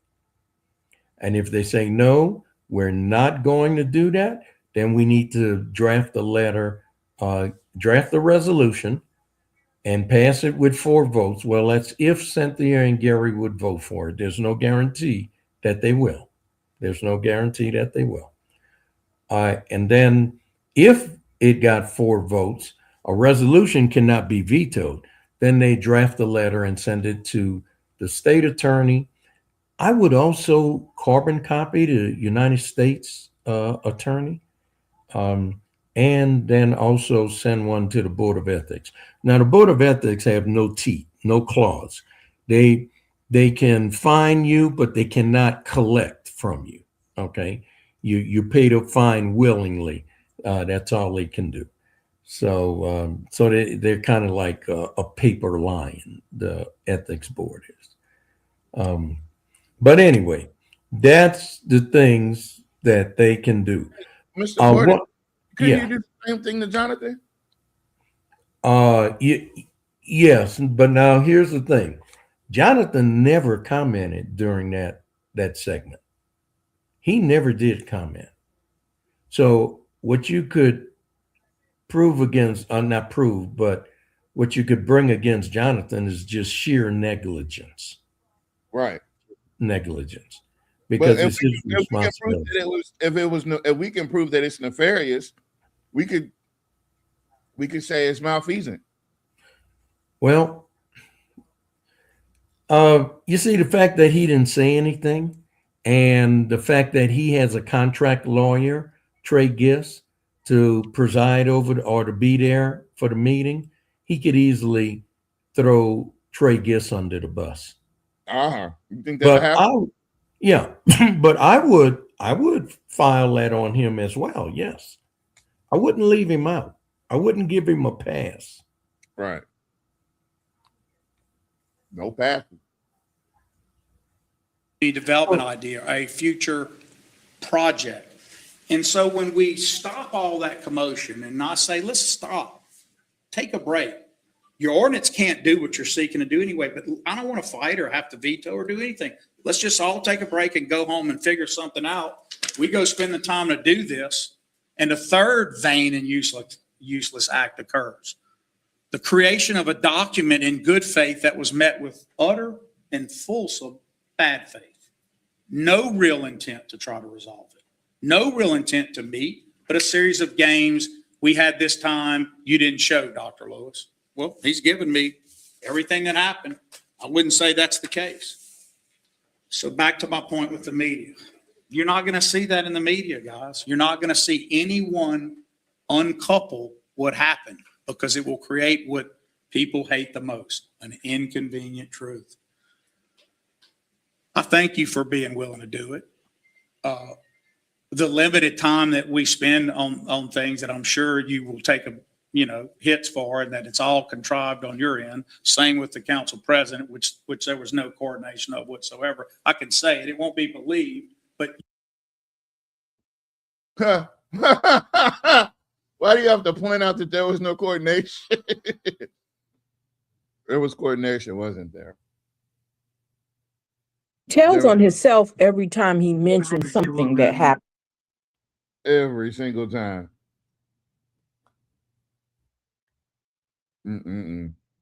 So what y'all picked up on is really interesting. Why did he even have to bring up or deny that there was any collusion or coordination between him and Cynthia Perry? Why did he have to do that? Because it was. Yes, because he already knew what it looks like, what it appears to be. So he figured, let me get out front and deny it. But not just him and Cynthia Porter. He's also talking about Cynthia Porter and Curtis. Cynthia Perry. I mean, Cynthia Perry and Curtis. Yeah, right. Yeah, he's talking about Angie Vornado and Curtis Lewis, who was supposed to meet, and Angie had sent times that they're available to meet, and he said he couldn't meet because he's not available until after 3:30. He would have to leave Bolton High School to come over and meet with him. And so he could never make the meetings that the times that they had. And he wanted them to change their times to meet with him. He had time because if you get out around 3, Gator don't close to around what? Yeah, I said think about 4 5. o'clock. I 4 think they o'clock. work He had time. He just 8 didn't to make time. 4. Yeah. And But look, even if he got over there, say at 3:30, he still would have had time. He would be extending their time. Yeah.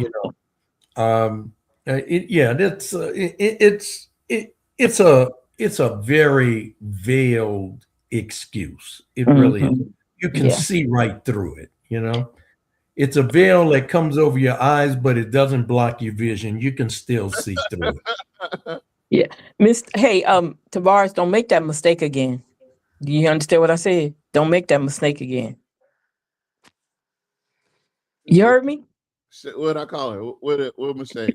You said Cynthia Porter. Mr. Porter said, hold up. No.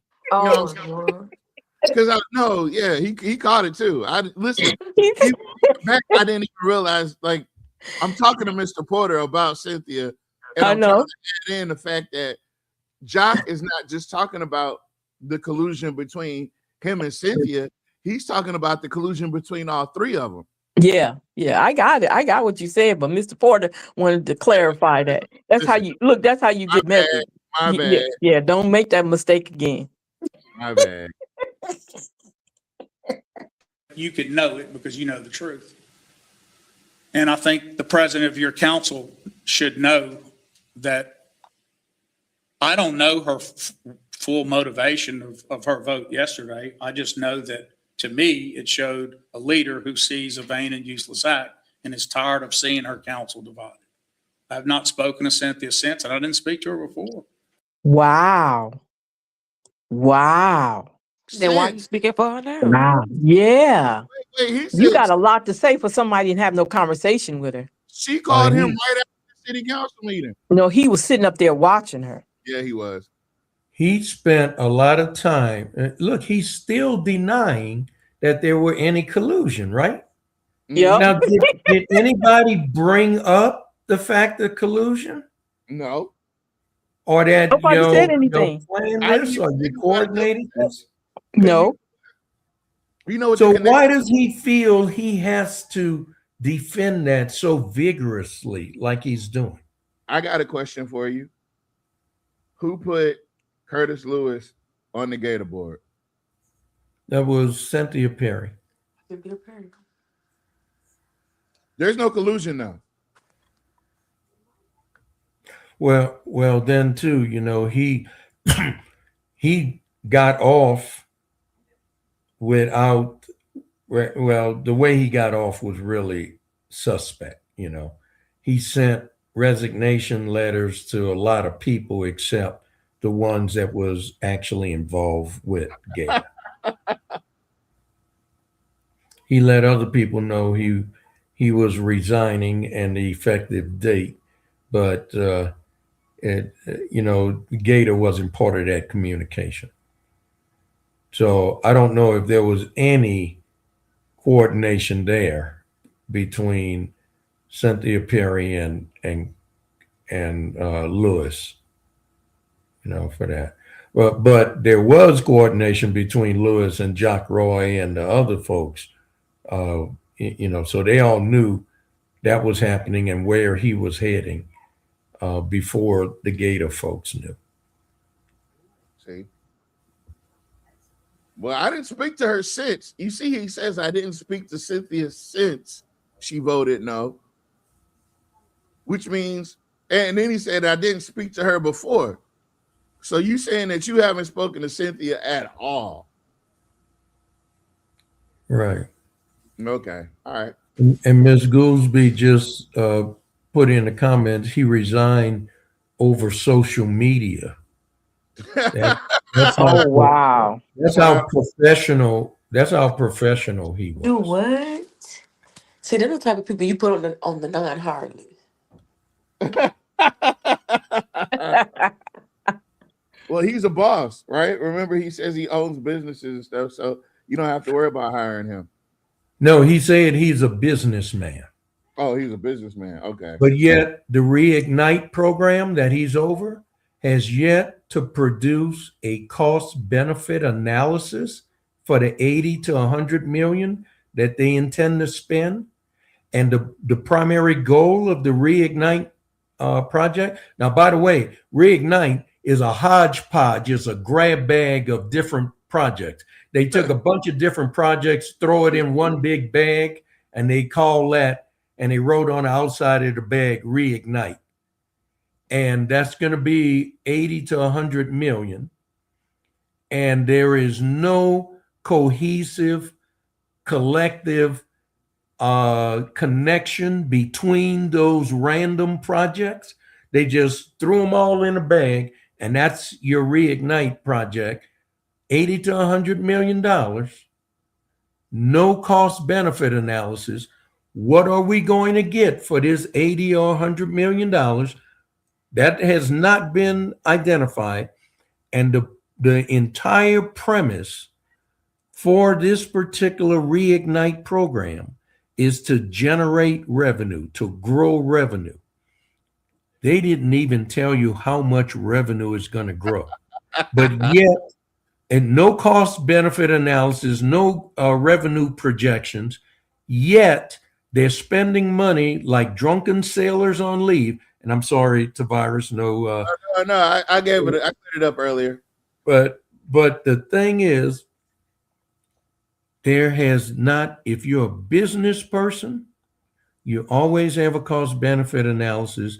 You always have projections because that's what you're going to use to sell your project. That's the merits of your project. We have neither of those.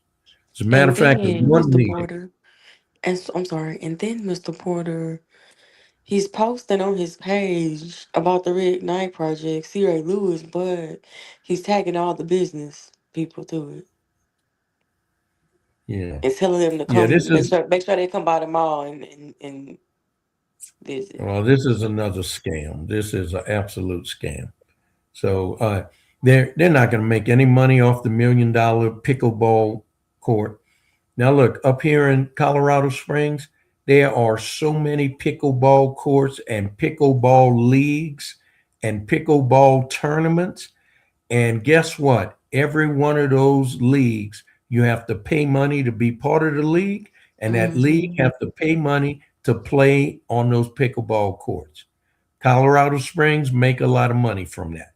You got private pickleball courts that look, bar rooms have set up pickleball courts in what used to be their parking lot. Okay. And that attracts people to come there. And of course, they sell a lot of food and drinks and stuff, but they charge you to play pickleball. We're not doing any of that. It's just like at Johnny Downs. We don't even charge Dixie League to play there. We don't charge Crossworld Soccer to play there. We don't even have sponsors for those fields. It's just the taxpayers' money. We lose money. We don't make money. it's going to be the same thing with this Reignite project. That's why they have not produced a cost benefit analysis. They have not produced any revenue growth projections. All they've done is give you a sales ticket. It's going to be $100 million. And they've already got the city council to approve it. Without having any of that information, the city council already approved things and they got projects rolling under Reignite. Well, he did do a whole thing on Reignite, the explanation of it, or something to that effect of an explanation on it and how it's supposed to work. He did have, that's where the numbers came from. We actually did a show on it. So as far as what the money that is supposed to come back in, I don't remember seeing it. Yeah, he gave the numbers, how much it would cost and where that money would come from, right? He talk about the ROI. Return on investment? Ain't none. No, but did he present information on that? Absolutely. No. There isn't one. No, he didn't say anything about that. He just basically told, like you're introducing it to someone. That's what he did. It was more of an introduction. And look, folks, our city council voted and approved these projects, the ones that's already funded for When Reignite. was that? Because I would like to know. We did a whole show on it. It's one of the shows. He sure did. He did the whole but I thing. might have missed that show. I don't know when that was. Yeah, I can't remember when we did it, but we did cover it.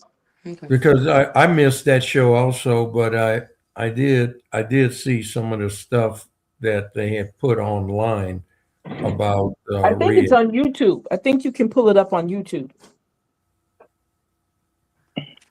Yeah, But also there's that KLB article I reposted on my page. I made a whole post about the Reignite stuff, but I posted, if you go to it real quick? Yeah, like if you go to it and you click that KLB link, it'll show you what they're using the money for right now. But what I posted was just things that they didn't list in the KLB article. Was this meeting over with? This mayor briefing? Oh, no. It's still got a couple more minutes left. Some of you probably have. But what I saw yesterday was true leadership. I saw courage and discernment. And I think the truth is going to play out very soon. You're going to see all of this unwrapped before you, and you'll see what really went on with this. And I don't think you're going to like it. And I don't mean this room. I mean people at home. I think you're going to see what this was. So let's move off of that into something positive. We need to create civic gravitas, a sense of dignity and pride and unity.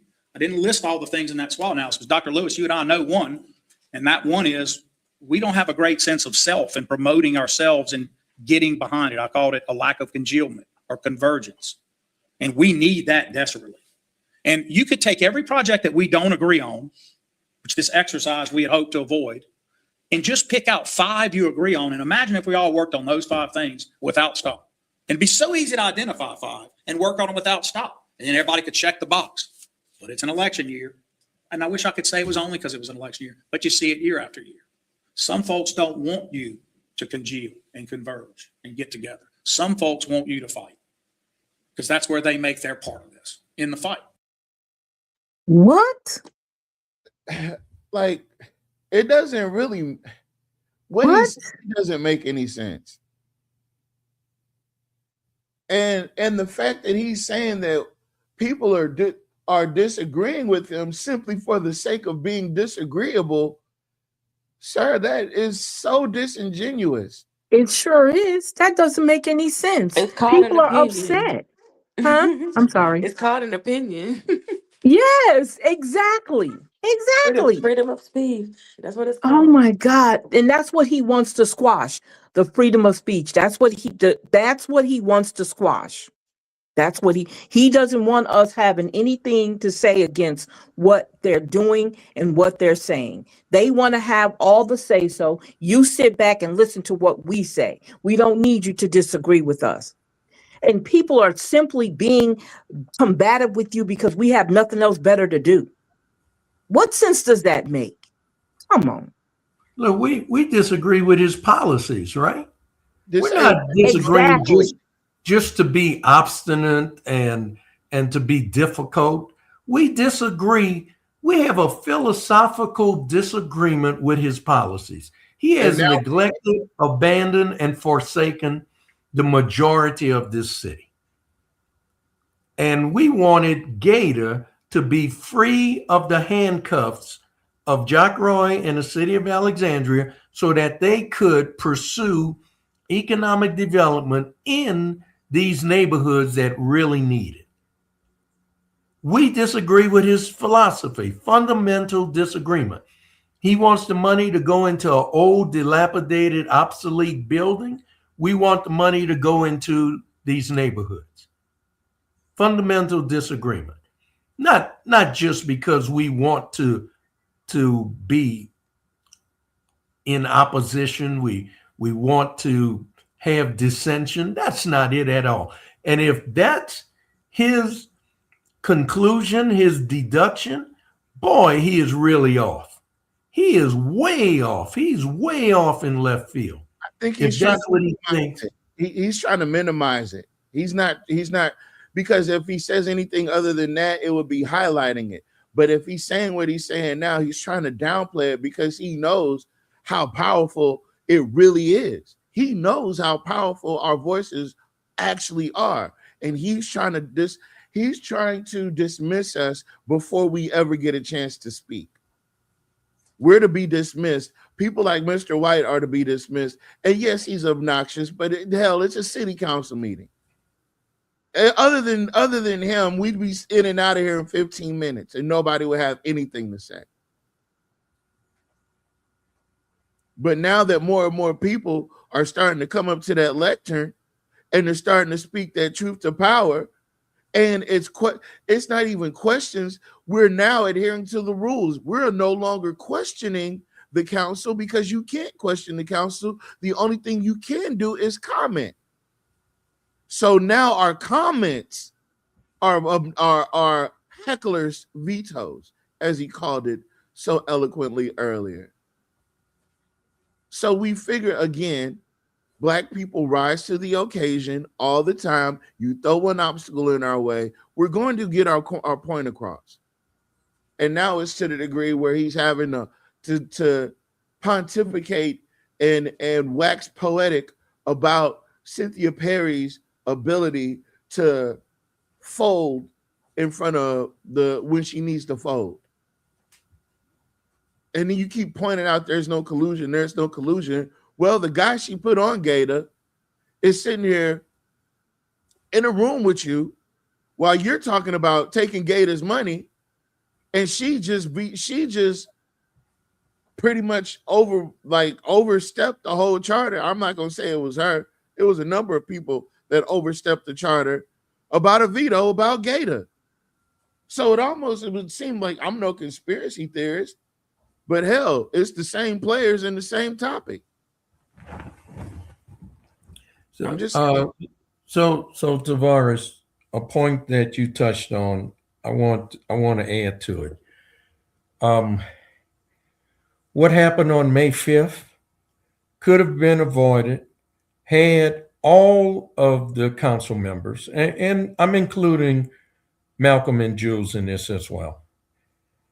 If all of the council members was knowledgeable about the charter, then they would have realized that, wait, this is not proper. This is not how it's done. And at that time, they could have taken a brief recess, go behind the city council chambers, pull out the charter, and come back and read it. They could have done that. But now, the thing is, as we saw in the December 16th meeting, they know full well what the procedure is. They know what the process is. And they've conducted it correctly, properly. But they didn't do it on May 5th. And you see, and when you have people who don't know the charter intimately, then they can get away with it. Now, I know that Chuck Fowler knew that was wrong. Chuck Fowler didn't open his mouth. I know that Trey Gist knew that was wrong because he did it. He presided over the last veto vote. I know Donna Jones knew the right procedure, the right process, and she was steering it a different way. Now, the thing is, if they had that knowledge, they could have stopped it dead in the tracks.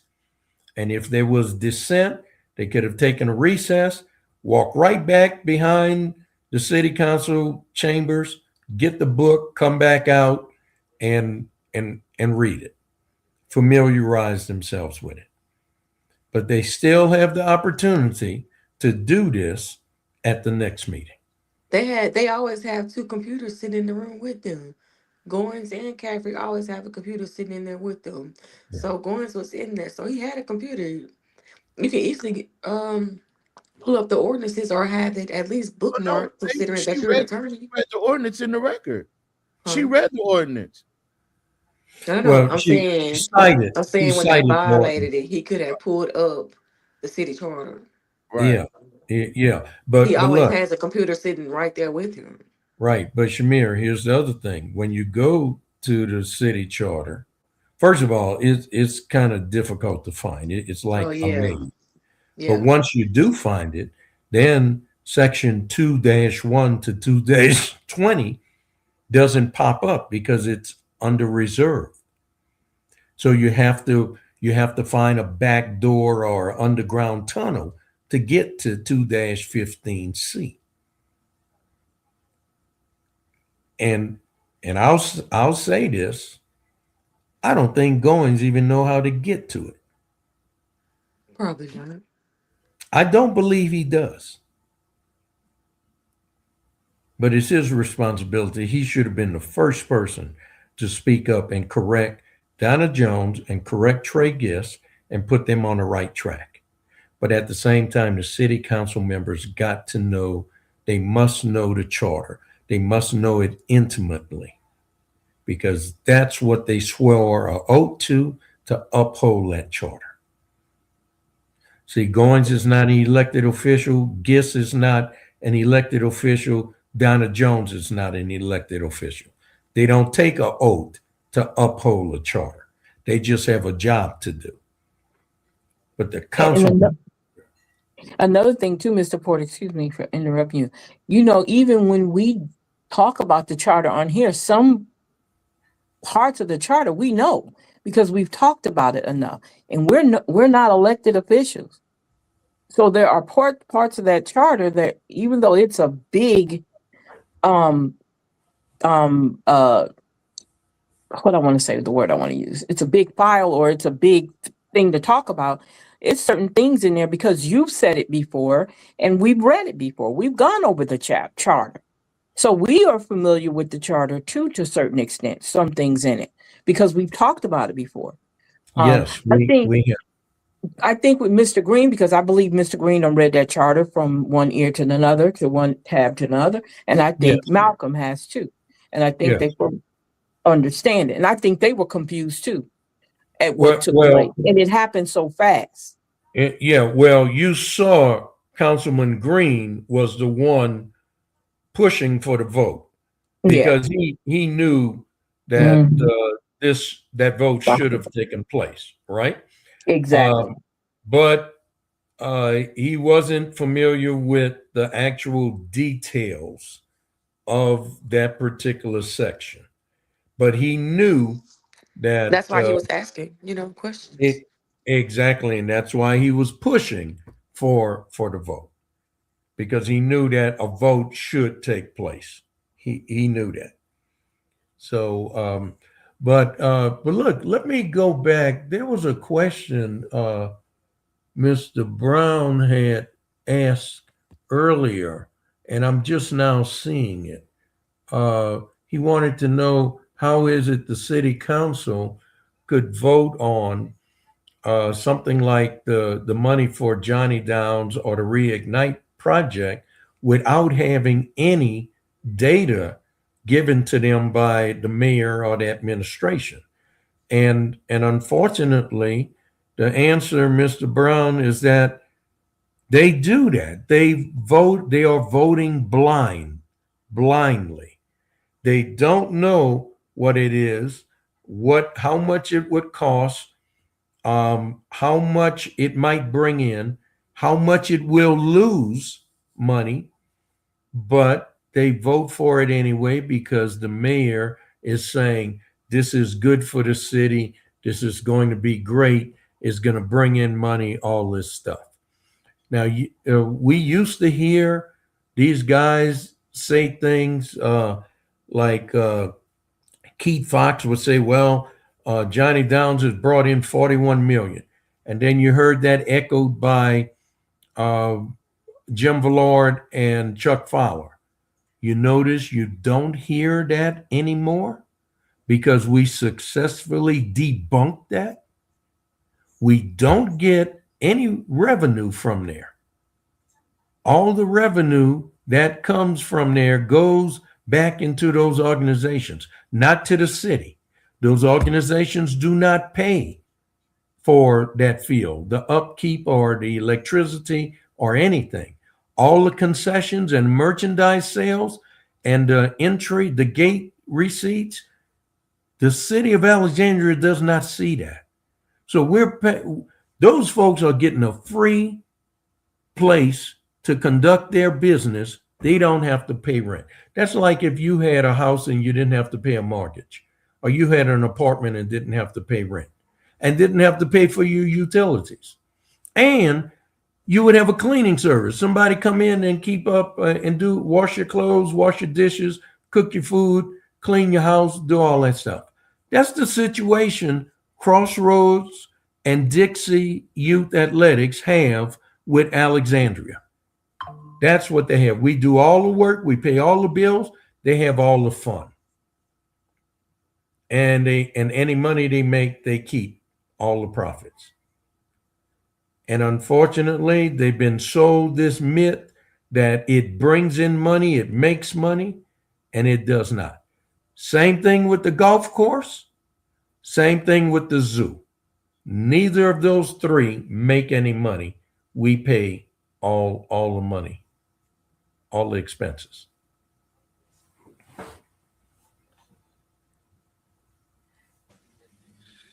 So we have to balance, how much do I say? A good friend of mine in the media called me Monday, and she expressed that she did not like my veto message. She understood it. She thought it was right, but she said, you tried so hard to not do this. You sounded like a lawyer. I read your first paragraph and got mad at you. I reread it about 10 times and I got mad at me. Listen, some things have to be legal and you do them thinking it's time to tell the story. It needs to be clear. And then you realize there's multiple audiences that look at everything we do. And so there's a thing called economy of the message, and the economy of the message you can say in 2 paragraphs. So I appreciated what this person told me. So he's a person has since now philosopher sort of now. changed and has a different view. But I just said he's a philosopher now. And if you notice how he talks like, all these different Maya Angelou, all these different quotes Fucking and stuff. Aristotle over here. What? Fucking Aristotle over here. Yeah. Pluto. Prometheus. No, that was a Greek guy. Never mind.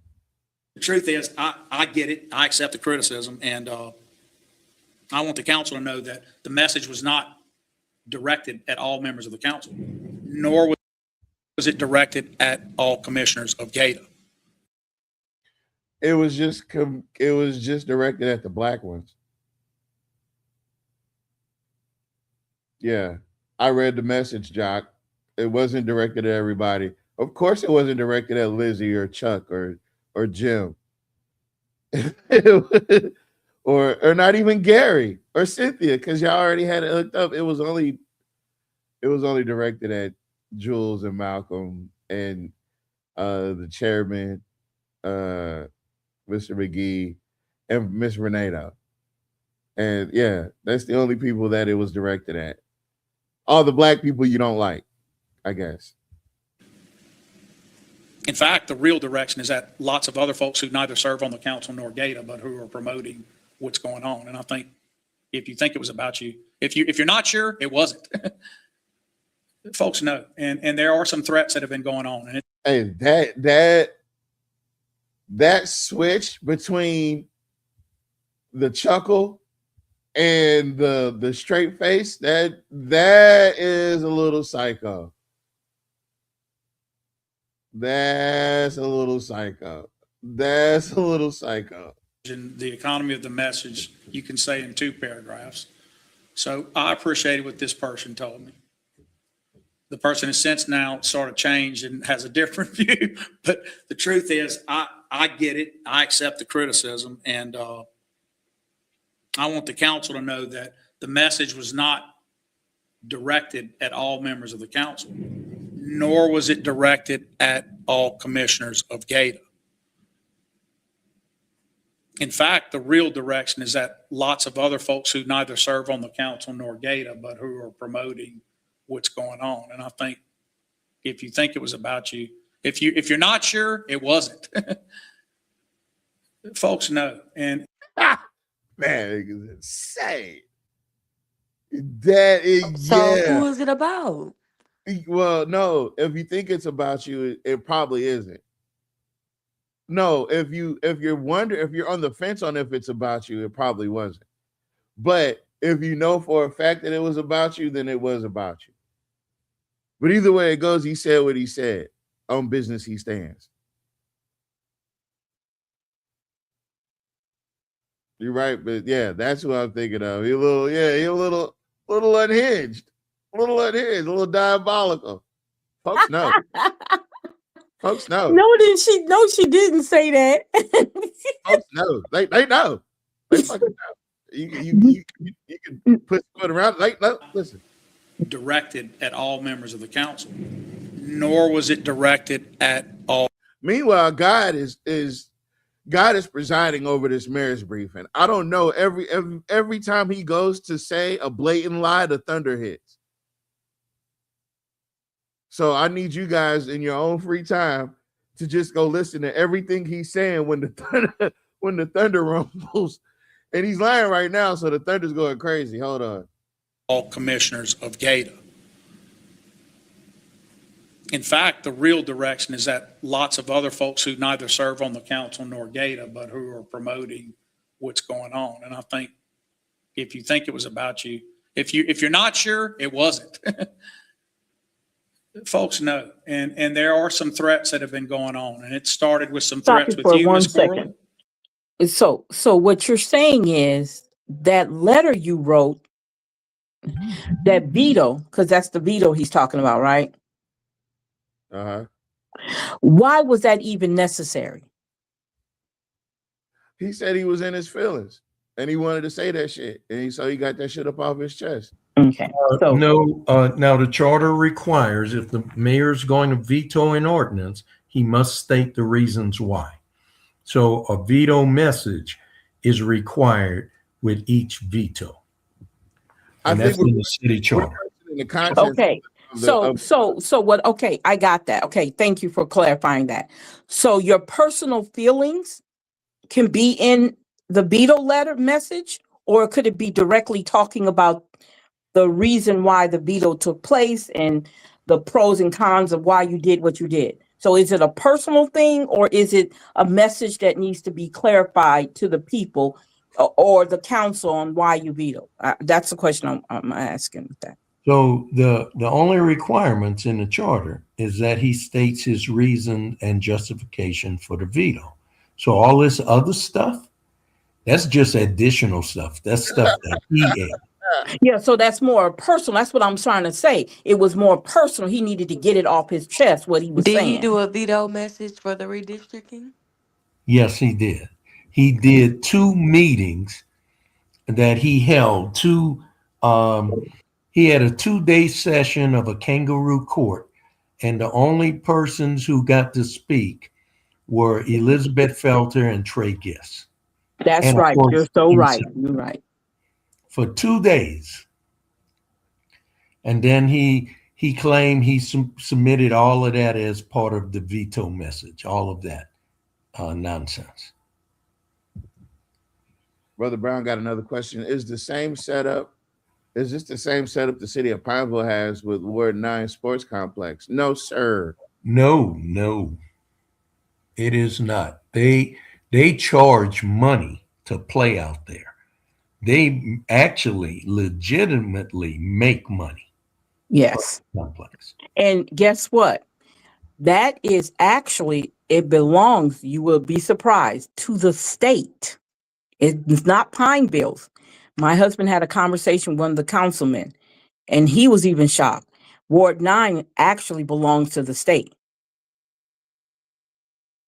And is a far superior sports a far superior sports complex than Exactly. Yeah, it is. If you ever get a chance to go out there just to go see it and put eyes on it, it is not. Yeah, I don't know if they got Wi-Fi out there. It might not be that advanced, you know, but it definitely is large in size. It definitely has a lot of public access. You're not being monitored by the local police department while you're there.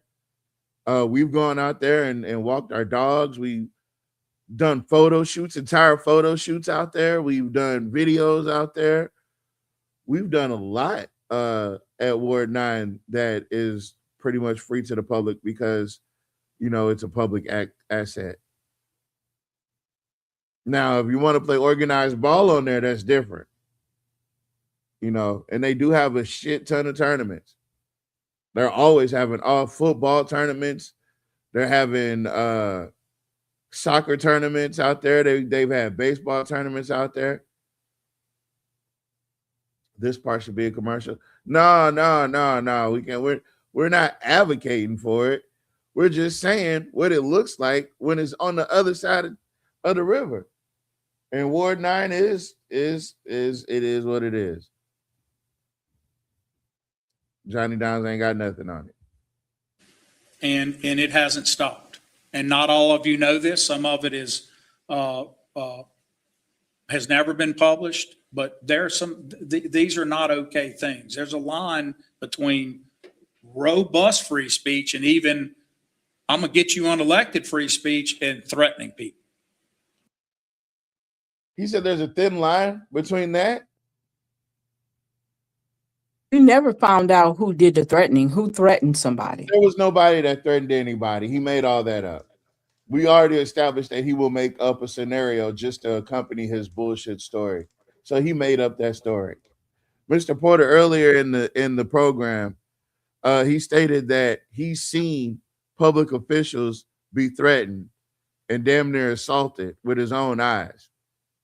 And I'm thinking, like, if you're the head of the city officials, you're the top city official, and you witnessed a crime, and you didn't say anything about it, that doesn't make any sense. He also likened the transactions and the phone calls between Gator and Curtis is that he said that it was like when somebody calls you at 3:00 when they know you were at work, and then, you know, they call your house just to say that they called, which doesn't make any sense because I don't have an answering machine. I don't even think my mom has an answering machine. And I don't even know why you would call somebody's house phone to set up a meeting. So none of it makes any sense. He's willing to lie. As long as he's got a room full of people that makes him feel okay with the lie, he'll say it. And he's in a room full of people that'll let him be okay with the lie. So he's saying all the things that he thinks, like, it's flying past them. They're in agreement. They're not even questioning it. But the fact that we're here and breaking it down. He probably made that mandatory for them people to be there. He probably did. I'm not gonna lie. And so I want everybody to remember that records are important to make, and that's some of what we do. I am always caught in this catch-22. The more I say, like today, the more I give room for you're doing it too. Well, if you're saying Gate is doing it, now you're doing it. So, well, actually, you did it first. Gator just responded, and now you're responding to them responding. So, like, you know, you fired the first shot. Were there actual phone calls? I thought even Lewis stated there were emails. They were communicating via email. He likened it to it. All of it was a horrible analogy because it really didn't add up to anything. It didn't make any actual plausible sense. Because either way it goes, there was communication. Somebody stopped communicating. Right. And when Angie Vornado let Lewis know what times they were available and what days, he said that was unacceptable, or he could not make those days. And it had to do around the time 3:30. So I guess that's what time he gets off. I don't know. Maybe Jock should have picked a better ambassador, one that could go and meet with Gator. No, look, Jock never had any desire to reach any kind of amenable agreement with Gator. That's why he assigned Lewis to that. He knew Lewis had some issues with Gator, and he knew it would be contentious and confrontational. He knew that. That's why he assigned him there. But look, at the same time, Lewis is not a city employee. Therefore, he cannot serve as an agent for the city. So anything that he would negotiate with Gator would not be honored or acceptable to the city. He gave him a title, Mr. Porter. Okay, but if he's not a city employee with the designation of being an agent for the city, he cannot do that. For instance, neither of the city council members are agents of the city of Alexandria. They cannot go out and negotiate any contracts on behalf of the city or make any commitments on behalf of the city. So now how can a citizen do that? They have to have a certain position with the city and be designated as an authorized agent for the city of Alexandria. And unless he can present documents like that to Angie Vornado, she doesn't even have to meet with him. I'm wasting my time. Send me somebody, who can actually make decisions, who can actually negotiate something that is binding and committing.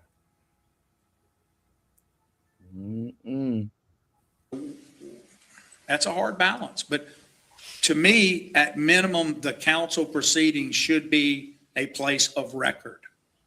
I'm not saying you swear in people at the mic. I'm saying it's a place of record, meaning if you're going to present something as officials, it ought to be true. I'm not talking about whether Mr. White can take the mic and say his opinion on free speech, military, police. Doesn't have to be making a record there. He can say what's in his heart, in his mind, what he believes all day. And so can anyone else for that matter. But if you're coming as an official to present to the council as an official body associated with the city of Alexandria, it ought to be truthful. So talk about Angie. Or at least ought to be, you intend it to be. I'm sorry, but that's what he was talking about. He's talking about anybody, like he was talking about Gator. He 100% talking about Gator. 100%. Yeah, that's what he was talking about, Gator. Yeah, that's what that was geared toward. And look, city council meetings are a matter of record, even publicly. Who gets up there? So what he just said is false. Anybody gets up, anything presented at a city council meeting, that is a matter of public record. That's part of that record for that meeting. Now, his mayoral briefings, those are not records, public records. So he could delete those or whatever. Okay, that's just his bully pulpit where he can get up there and preach the gospel according to Jock Roy, with all his fallacies in it. Because you see, no one else can participate in that. This is strictly him. It's one-sided. There's no interaction between him at the bully pulpit and anybody that's sitting in that audience or the gallery. It's totally one-sided. But the city council meeting is a matter of record, and they must retain that. Jonathan Goins said this, and I'll end this part of it on it. Council, I mean, you're the parent, right? GATA is created by state legislation and authorized you and you alone to spring it into existence or not. And you alone can deal with that. I have done every good faith effort I can make from the time I came back in the office to work with them. And at every turn I'm accused of just bald-faced untruths. And you guys know it and the staff knows it. I think Dr. Lewis has probably learned it over time. And I don't think he always thought that. And I think he always thought that. So, good faith effort? Not at all. You launched a hostile takeover. You did a syndicate action. This was mob type activity. You use poor, foolish, ignorant Reddix Washington to put forward an ordinance under the guise that this is a way you can get back at Malcolm Larverdane. You can replace the person he put on GATA. And this is how you do it. Here's this ordinance. You change the term limits of the GATA board members, and you can replace your GATA board member. You don't have to wait until a 4-year term expires. That fool took it and ran with it. And so he replaced McGee with Katz. And then what happened? Gary Johnson, none the wiser, he did the same thing. He replaced Ms. Goolsby with Morgan. And then after that, you couldn't say a thing because 2 of the black council members did it. And then what happened on the heels of that? Reuben replaced Miss Candace and put Gregory Upton on there. And then Felter replaced, I forget who Tracy Snow, and put Callis on there. And now the takeover was complete. They totally took over GATA. And then Greg Upton coordinated where the 4 of them, Patel, Carroll, Upton, and Callis, would never show up, never attend a regularly scheduled GATA meeting. GATA never had a quorum to operate. But then the president, who was Greg Upton, was able to call special meetings, which he did. And those 4 would attend that, and whoever else could.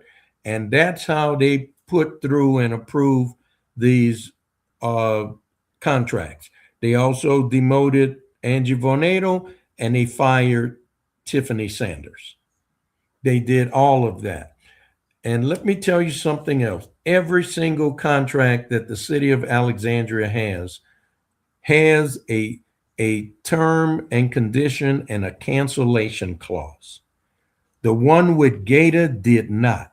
The contract with GATA was a exception, a departure from the normal standard city of Alexandria contracts. They always have a termination clause that either party can, and they would have the terms and conditions by which you can terminate the contract. The one with GATA does not have a termination clause. It does not have terms and conditions. So, and look, Curtis Lewis voted for that. Okay. And the thing is, he is now one of Jock Roy's sled dogs for this Reignite project. So they hooked him up to this sled and they loaded all this on the sled. Not a sled dog. I don't know how far he'll be able to pull that sled.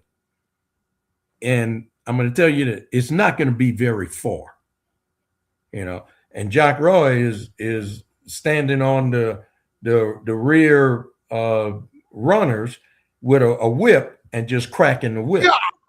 Yeah. That's not going to work. That's not going to go very far. So this whole thing has been a sham, and the entire reason is because Gator was starting to direct funds towards economic development in the black neighborhoods. That's what this is all about. And they only got $1 million. I mean, City of Alexandria got 241 million. God darn. That 1 million, you know, if you wanted to buy something and all you had was $2.41 and it cost $2.42, then you might go out and shake somebody down, see if you can get that extra penny to get whatever it is you wanted to buy. But otherwise, you could say, you know what, forget that. I'll come back another time when I find another penny or something. But Jack Roy is insisting on taking Gator's money, and mostly because he doesn't want to see Gator spend that money in these neighborhoods. And that's the entire story right there. That's why all those projects that all those projects C. Ray Lewis presented, none of them were in any of those areas that Gator wants to serve. They were all reignite projects. All of them. That's why he's the ambassador. I mean, it couldn't be more prevalent, guys. And we're not beating a dead horse. We're just trying to stress the point. Like, if you don't want to get it, that's one thing. But if you're getting it and going along with it, that just means that you're not for right. You just want to, it's a heckler's veto. See what I did there? Now, look, remember you guys when they were trying to force them into buying bonds to get bonds? Remember that? Yeah, they were going to use Gator to float bonds. He was going to do that. They was trying to force Gator to get some bonds. They was going to force Gator in-house, and they were going to use Gator for bonding, and they were going to use Gator to float bonds because Gator could, can if they wanted to. And again, let me just put this out there. Being that Gator has, as far as I know, a far better bonding rating than the city of Alexandria, I think, for me personally, I think Jock is afraid that Gator might go out for one of those bonds and actually do something in one of these black neighborhoods. Or all these black neighborhoods. And I think even further that he's going to have to be in fear of it because it might be some of those projects he's been purposely putting off. Because I guarantee you, if Gator really wanted to, once they're done with this, once they're from under the grips of Jock Roy, I bet you they would explore getting Cheatham Park done way before 2030. And guess what? The city would have to work with them. They would have to. Because that's what the state put them there for. So it would be a lot sooner. Look, this is my interpretation of the state statute, and I encourage everybody to read it, the statute that created Gator back in 2003. It does not state that Gator is a subdivision or a group that's under the city of Alexandria. They are on the same level, and it doesn't state that they are controlled by the city of Alexandria. None of that what Jack Roy is stating is true. They are not a subsidiary of the city of Alexandria. They're equal co-partner. Now, as long as they are advancing economic development in Alexandria, they're fine. They don't have to do the projects that Jack Roy decides they have to do. They could have their own projects, but those projects need to be in the city of Alexandria, and it needs to spur economic development. They could work on parallel paths. If Jack Roy wants to remodel and refurbish the Wise and Gold Ring building, he can do that. And then Gator could be doing something else. As long as it's contributing to economic development in the city of Alexandria. It does not have to be the projects that Jack Roy chooses. And that money is not Jack Roy's money, contrary to belief, contrary to his statements. None of that is an interpretation of the statute that created Gator. That's just all in his mind. That's a fallacy, a figment of his imagination. That's all. But he did say we could get 5 projects together and we can agree on them and we can work on them. He did say that. Certainly, if Gator wanted to collaborate, if they had a project and the city wanted to be partners, they can definitely do that. But they're not forced to do that. So they could operate independently as long as they are fulfilling the intent of the commission, the statute that commissioned Gator. Now, I wanted to answer this question. When they spend $1 million, it's as long as they're not being bankrupt on purpose, it gets funded again. It's annual tax that funds Gator. Well, now look, Gator's money come in from hotel stays inside Alexandria. Right. I think it's a 4% tax. I forget what it is, 3% tax. Right. Maybe Ms. Goolsby no, but it's something like that. Okay, so every year, whenever someone stays at a hotel inside Alexandria and they pay their bill, 3 or 4% of that comes to Gator. So Gator, that's where they're getting their revenue constantly.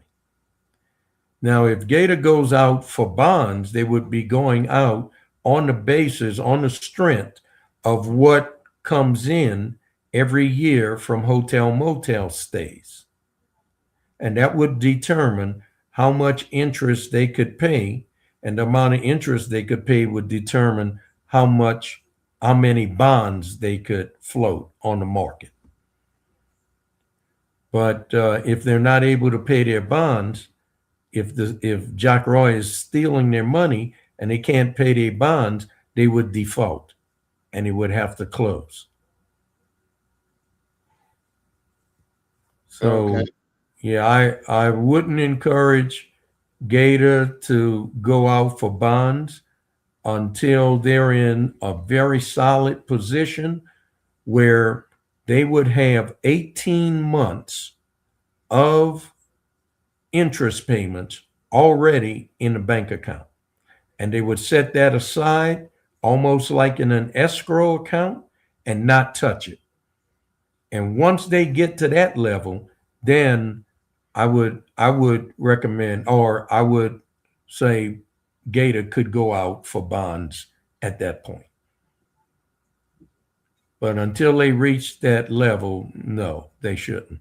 But see, Jack Roy don't care about that. He does want to bankrupt Gator. He'll have them stretched so wide and thin, so far and thin, where they couldn't make their interest payments. And then they would default. And when they default, the state would have to come in and satisfy the creditors. So that's just a bad deal, a bad approach on Jack Roy's part. Lewis and I weren't. He was not singing our praises for sure, but people look at evidence, look at things, and have different opinions.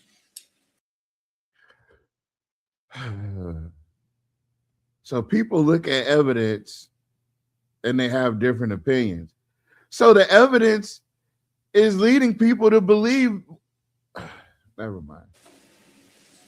This thing with Gator's got to get better. It's just got to get better. And if that means that other institutions need to take a hard look, then they need to.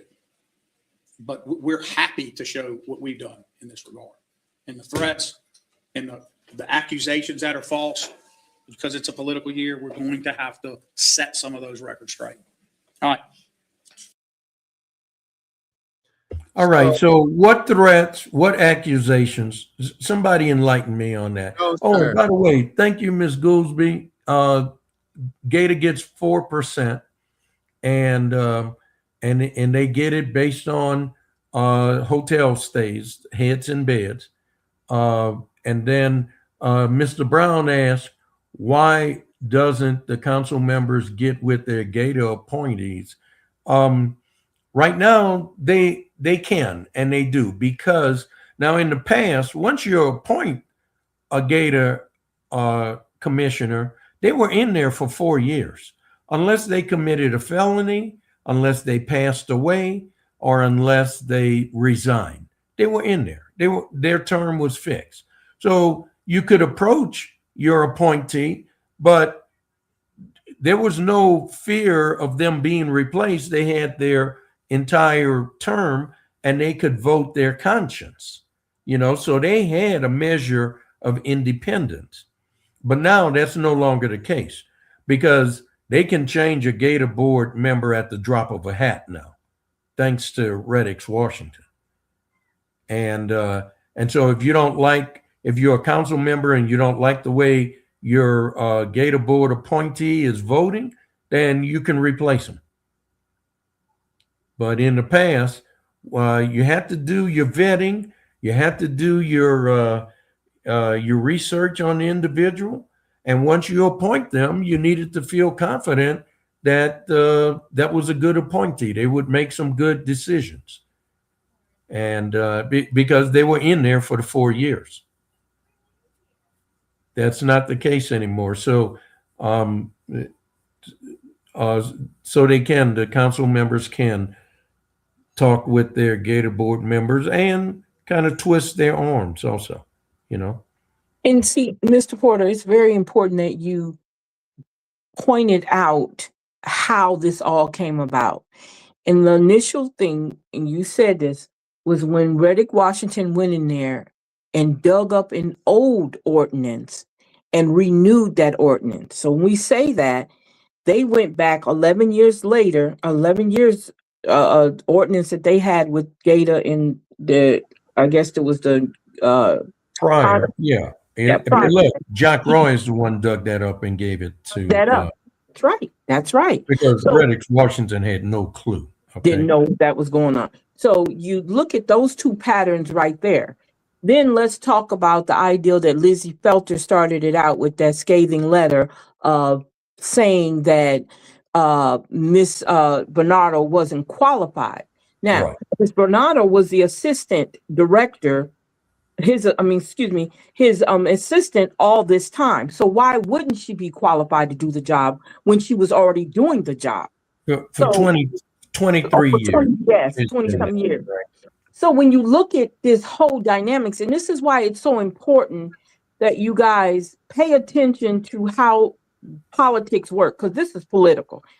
He can say whatever he wants. This is him being political, because there is no need for him to be messing with Gator. There's no need for him to be doing nothing with Gator. But he doesn't want to see a Black woman. First of all, it's the only group, it's the only organization that has taxing authority that's ran by a Black woman. That's the issue. They don't want that. And it's not only him, it's some other white folks that don't want her to have that power. It's the business community. Yeah, it's the business community. They don't want her to have that power. And this is why he did what he did. He can sit there and pretend like he had nothing to do with the reason why Gator is in the problem it's having now. He has a lot to do with it, and he knows he does. That's why he's always over-explaining his relationship with Gator.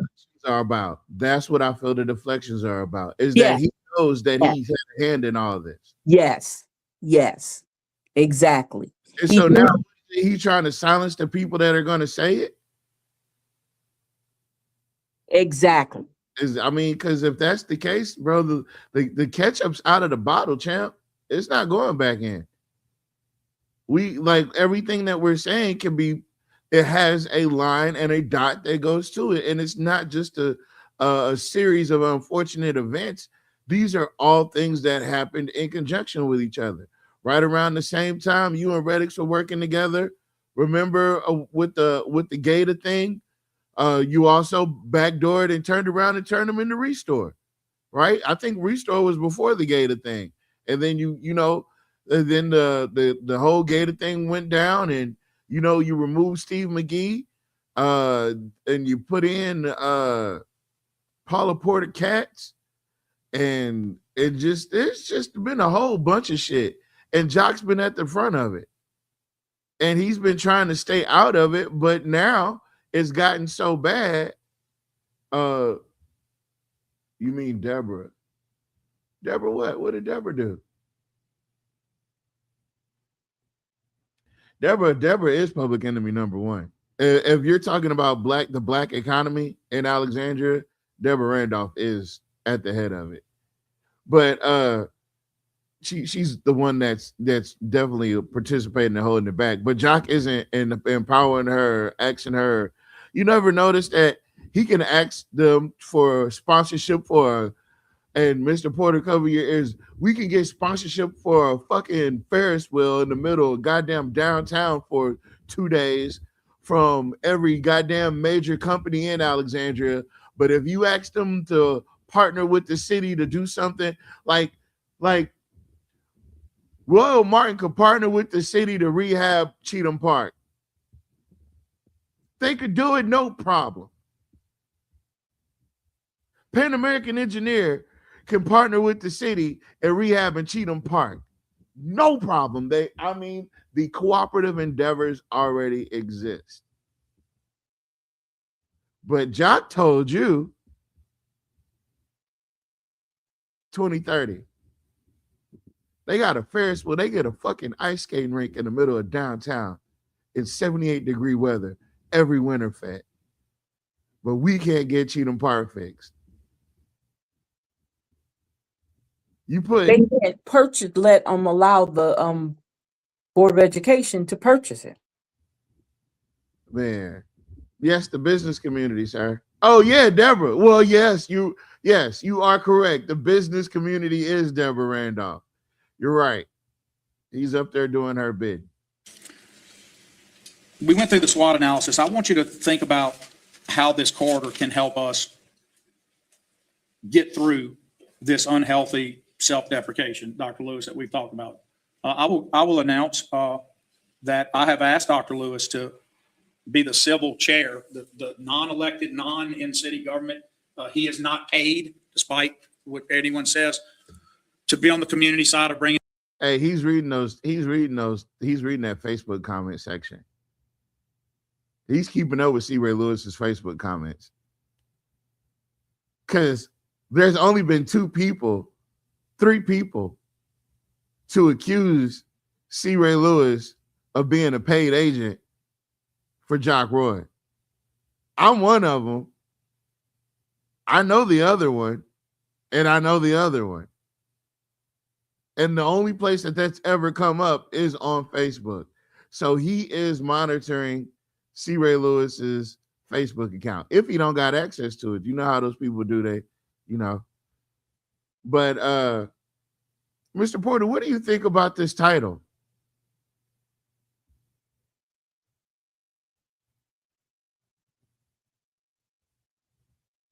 So what is the title? What is it now? Okay, hold on. Opinions. This thing with Gate has got to get better. It's just got to get better. And if that means that other institutions need to take a hard look, then they need to. But we're happy to show what we've done in this regard. And the threats. Okay, what's the other accusations that are false? Excuse me, I'm sorry. Here we're going to have. What is this? What is these other organizations? What is he talking about? I'm confused. Institutions, he's talking about taking it to court. Yeah. And Yeah. The issue is also has nothing to do with election year. I think this happens all the time. Ever since you got in that position, people have a right to question your motives on how you do things. So this has nothing to do with election. You're out of line for questioning his motive. Exactly, but it has nothing to do with election. So he needs to stop that. So what? And these threats and accusations, I have no idea what he's talking about. He doesn't know what I'm telling you, he makes up stuff just to say it. Have to set some of those records straight. All right. We went through the SWOT analysis. I want you to think about how this corridor can help us get through this unhealthy self-deprecation, Dr. Lewis, that we've talked about. I will announce that I have asked Dr. Lewis to be the civil chair, the non-elected, non-in-city government. He is not paid, despite what anyone says, to be on the community side of bringing people together in this reignite. And so he has agreed. That's his. The civic chair, a civic chairperson Civil of chair. what? The civil chair. Is there a reignite committee made up of citizens and business owners and organizations? When y'all did the show on reignite, was there such a promotion that there would be a committee? Nothing like that was ever mentioned. C. Ray Lewis. Okay, first of all, no. Let me. If I can remember, he talked about organization. He talked about the hospital. He talked about LSUA.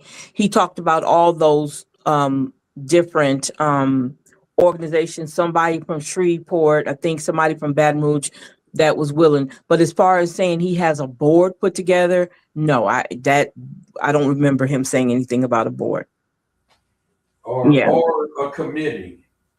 Or a committee. He said business people. That's what he was basically saying. Business people. So I don't know. Well, look, he's trying to get to the North Pole, and he got a big sled full of reignite projects and one pony and one sled dog. Oh, it's gonna burn out halfway up the hill. That's not going to work. It's not going to get it. It's not going to get it done. Well, and look, when he gets stranded, he's going to take that poor sled dog and he's going to eat it. Oh no. That's how he's going to survive. This sounds like a bedtime story, but a nightmare. Hold on, wait. There's a video for everything. They'll get a person who's willing to sell everybody out, who's black. And they were like, okay, we see this Negro. He's going to be useful. Let's get him, and we'll get him to run around talking about black on black crime and black folks don't need reparations. We'll get him to be our mouthpiece. And after the damage is done, we're going to destroy his career. Because they understand a tool like that can't be trusted. If he'll sell his own people out, why would I bring him in my house? That's the thing that black folks don't understand. That's game. There has never been a retirement plan for coons. Yeah. Man, that is so true. God, that is so appropriate. Yep. I'm telling you, I can say a lot more with these videos than I can with my voice. I won't be saying it right. Yeah, that's why I like when y'all talk, because half the stuff I be saying be out of pocket, and I don't want nobody thinking that this show is just all about being out of pocket. So I'll be trying to be, be cool. I'd be trying to be cool. Agree to do that. And so I would just tell all of you that we have to work through this unhealthy you think of self-deprecation like you make fun of yourself and you're not. That's okay. I do a lot of it about my weight. But there's a funny version of that. And then there's a community that downs itself every day, all day. And then there's a Lafayette that doesn't do that all day. There's a Pineville that doesn't do that all day. Sir, are you comparing yourself to Lafayette and Pineville? Sir, Alexandria is no Lafayette, and it is certainly no Pineville. And he definitely don't know what's going on in Lafayette. Maybe you ought to tune in to Brother Jay's show. Exactly. Because Brother Jay and them talk about all the issues they got in Lafayette right now. So he clearly doesn't know what's taking place in Lafayette and the issues they're dealing with, which are far greater than ours. And there's a tremendous amount of division there. So he's making this stuff up. I'm trying to tell you, he's gotten so good at it that you can't tell when he's going from stuff that he's making up. He's good at weaving a tapestry of lies and truths together. Subtle truths and overt lies. And he has a way of delivering them to where it weaves this tapestry of, we need to do better as Black people type shit. Like he's trying to convince us that, if we're going to come up to the lectern, then we need to be informed, and we need to not come up to the lectern at all. We don't need any public influence on our decisions that we've already made. These decisions are already made. They're made before the council meeting starts. I've already got everybody in on it. And when you let people up here to question what I've already gotten set up, they're just interrupting the flow of it. That's what he's saying. We've got to get all about the business of highlighting all the great things we have here. And we've got to change that now, because what you say about yourselves, that's what other people see and read, and they're not going to want to be here. And I want you to think of this past weekend and how much happened. Okay, so again, you are the mayor. So the city reflects off of you. Okay, as a whole, the city is a reflection of you. So don't put that on anybody else. You are the mayor. The city reflects off of you because you represent what? The city. So if the city's in turmoil, and then there's all this confusion, and there's all these fanciful vanity things like the feds and all this going on and going down at the time of flooding and brown water. And so is that a reflection of him? Like it looks good from the outside, but it's shit on the inside? Yes. Okay. And that was great that we could be working on together.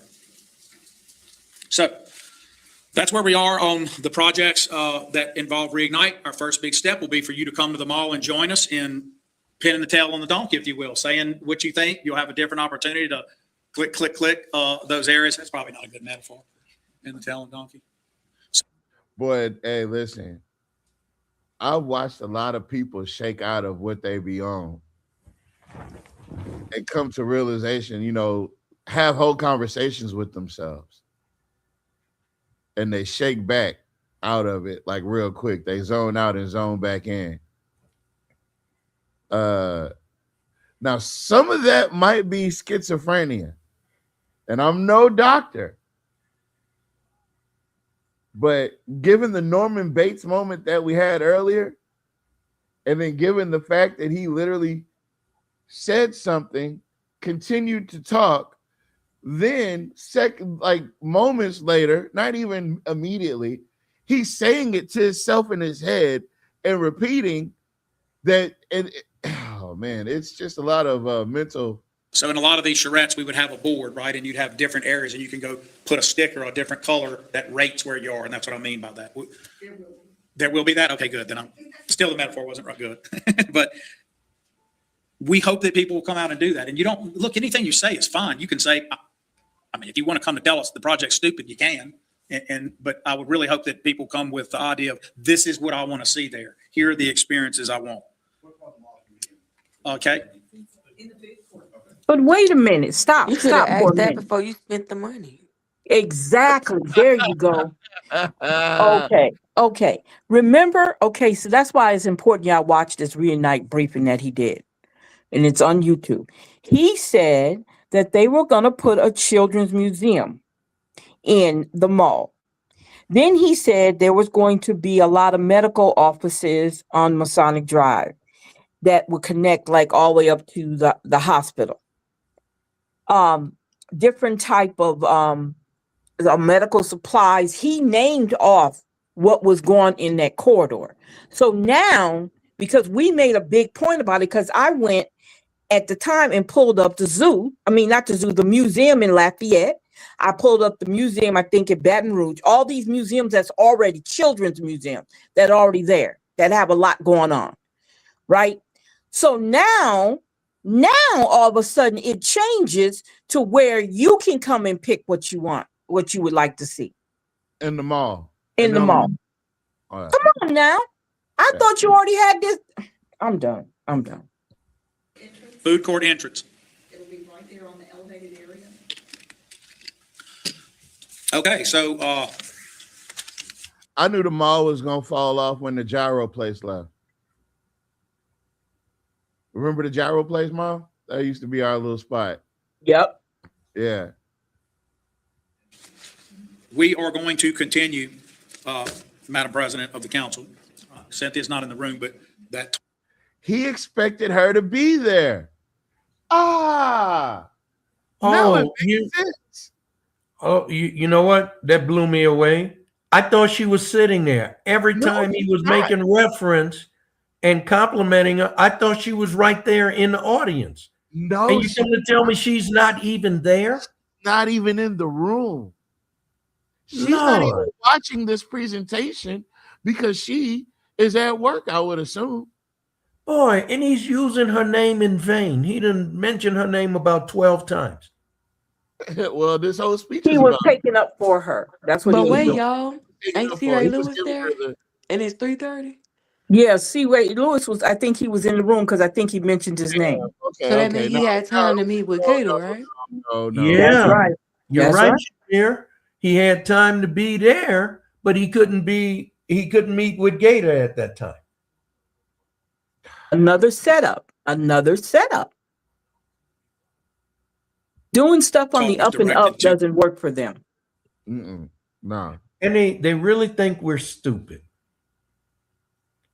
Or else, maybe they so full of themselves they don't realize that we get see, it. When you tell a lie, you got to tell another lie to cover up and back up your previous lie. Yeah.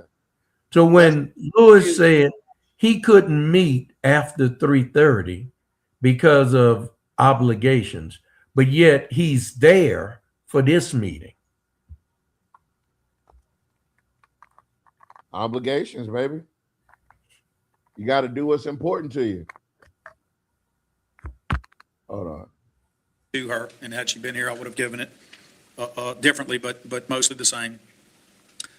In light of the veto message and any amount that I would add to any enmity or issues, I want to say that my commitment is to you members.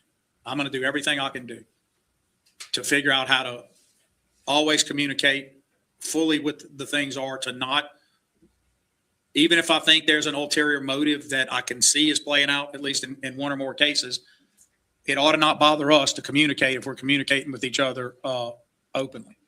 Oh my God. There's always a push about transparency. These guys will tell you they want everything to be transparent, but oh my God. Did you hear what you said? Transparent, but some things don't need to be. And he is the least transparent person. Exactly. In city government right now. He doesn't think so. We do want transparency, but you know what? We also want truth and honesty. We can't have you get up here lying and hiding stuff. Right. That's neither truthful or transparent. And it's not nice. that's great. But if you're talking to if you're talking to a lead in economic development and they say, if you say that we're looking at you, we're not coming, what do? We don't have an exemption like the state, by the way, guys. All of our stuff is in the open. But you still got to deal with people on that. And we deal with those leads and we try to be professional. So if I don't call you guys about every lead, it never registers in my head that I'm not keeping you abreast. I know that you have seen, Jim, since this time being back, during any events, how much I keep you guys informed. And Madam President has indicated it herself, but I keep her super informed, everything, the president. But even you guys, I will send, this is where we're on this. If there's more to do on that. Stop it for 1 second. He just admitted something else. Stop it for a few minutes. Boy. That's a lot, right? That's a lot, right? We know Jim Villard is in there, right? Yeah. We know Curtis Lewis is in there. We know Rick Hansen is in there. Rick Ranch. We also know that Cynthia Perry is not in there. Right. He said he has been keeping her super informed. Sure did. Well, guess what? He didn't tell her anything about that bond issue he pre-filed.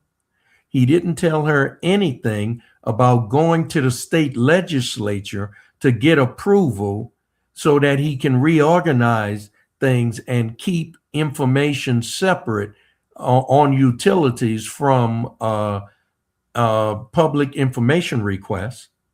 He didn't tell her anything about the veto for the fair district maps that was put forward, you know, and he definitely didn't communicate with her about the budget. So he's sitting up here telling bold-faced lies on Cynthia, saying that he's been keeping her super informed.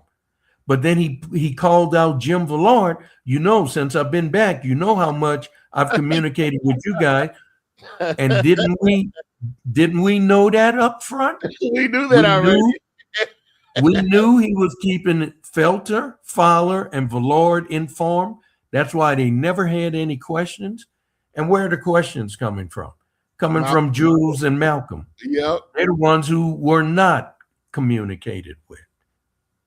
Because if they had been communicating with, if there had been a discussion about some of these agenda items, they would already know the information. They wouldn't have to ask the question. Wouldn't be no questions.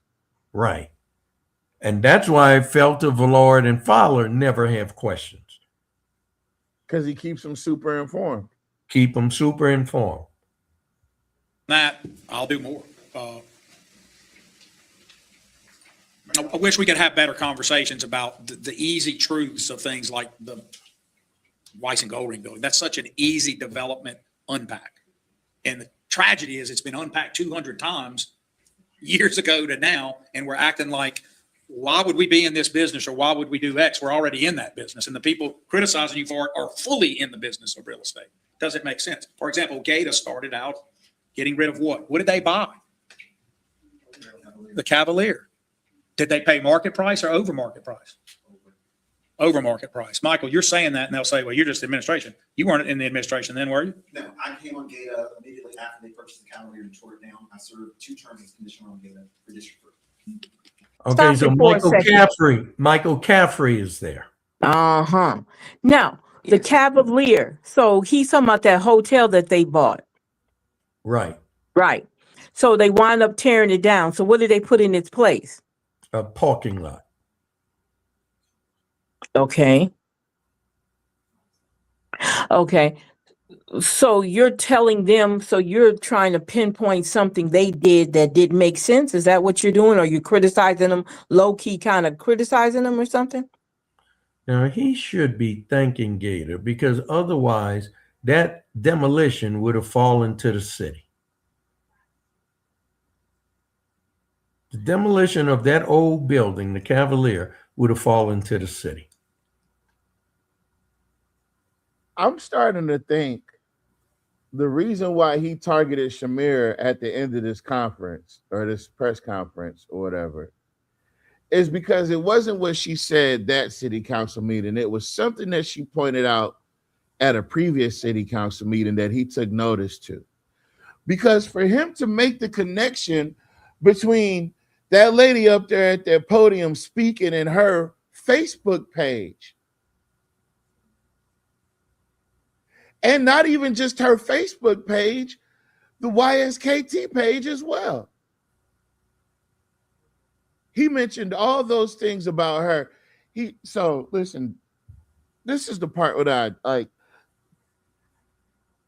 Jock, you are saying that people are threatening the council, but for you to sit there and do that type of investigation on someone that simply disagreed with you, I know what you're doing. You're letting her know that you know who she is. You've identified her, right?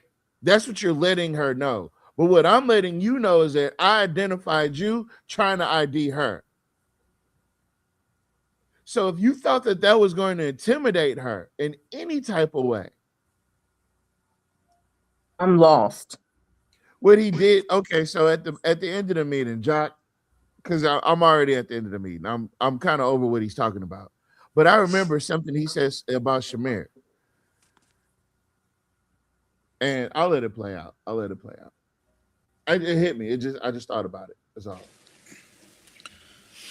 They were criticized heavily for that. Do y'all remember that? Still are. In fact, my media person who called to tell me she didn't like my veto also railed against the gate at that purchase. And I defended Gata and said, I disagree with you. I think that it was a strategic move to take that property out. I'm not sure Michael thought it was a good move then, if I recall. You didn't. I did not think it was a good deal at the time. I also did not think that us holding onto the property and not putting it back into Congress when I was on Gata was a good thing either. They held onto the property for significantly longer than they should have. Unfortunately, we were able to do what we were supposed to do, is work with the city of Alexandria to put that property in use along that corridor that supported the efforts and activities there. Look at him. Look how he's looking. And it wasn't none of your business because that was Gata. That had nothing to do with y'all. So what they did was to take down a building. So what's the deal? How many make it? See, I told you that low key trying to put somebody in their place and make them feel bad about something. That's what he's doing right now. And then he has to get his peanut gallery to agree with him. No, that's the only people that's there with him.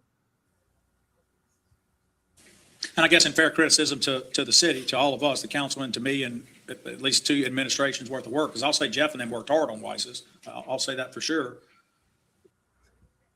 Is that true, Mr. Porter? No, indeed. Look, I'm the one, me and Joe Fuller, but Joe Fuller pointed out to me what that project was all about. We went get the books that Pan American Engineering had submitted for that project. And that's how, when I read that, that's when I found out that $6 million City Hall renovation project included $3 million to refurbish Wise and Gold Ring. And then they were going to move all the employees from City Hall over to Wise and Gold Ring and use the other $3 million of that $6 million project to renovate City Hall. And then when that was finished, they were going to move the employees from Wise and Gold Ring back into the newly renovated City Hall and then sell the newly renovated Wise and Gold Ring building to the same people that Harry Silver had always wanted to sell it to. We didn't get anywhere with that because I supplemented the budget and took that money out of that project. And I divided that money up into drainage projects for Morton Park, for Deerfield, and for Shenandoah.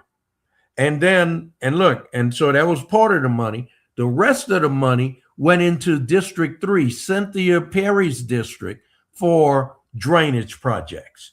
That's what we did. We reallocated that money.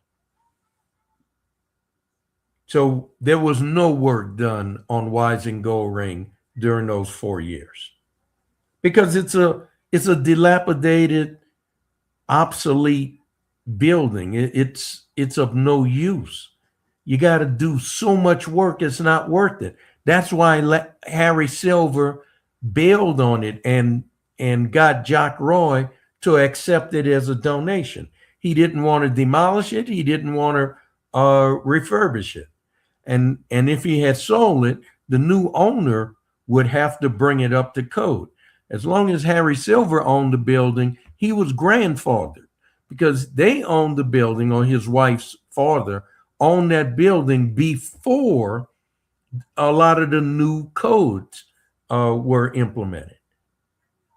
But once it changes ownership, once it's sold, the deed changes, the title changes, that new owner has to bring that building up to current building codes.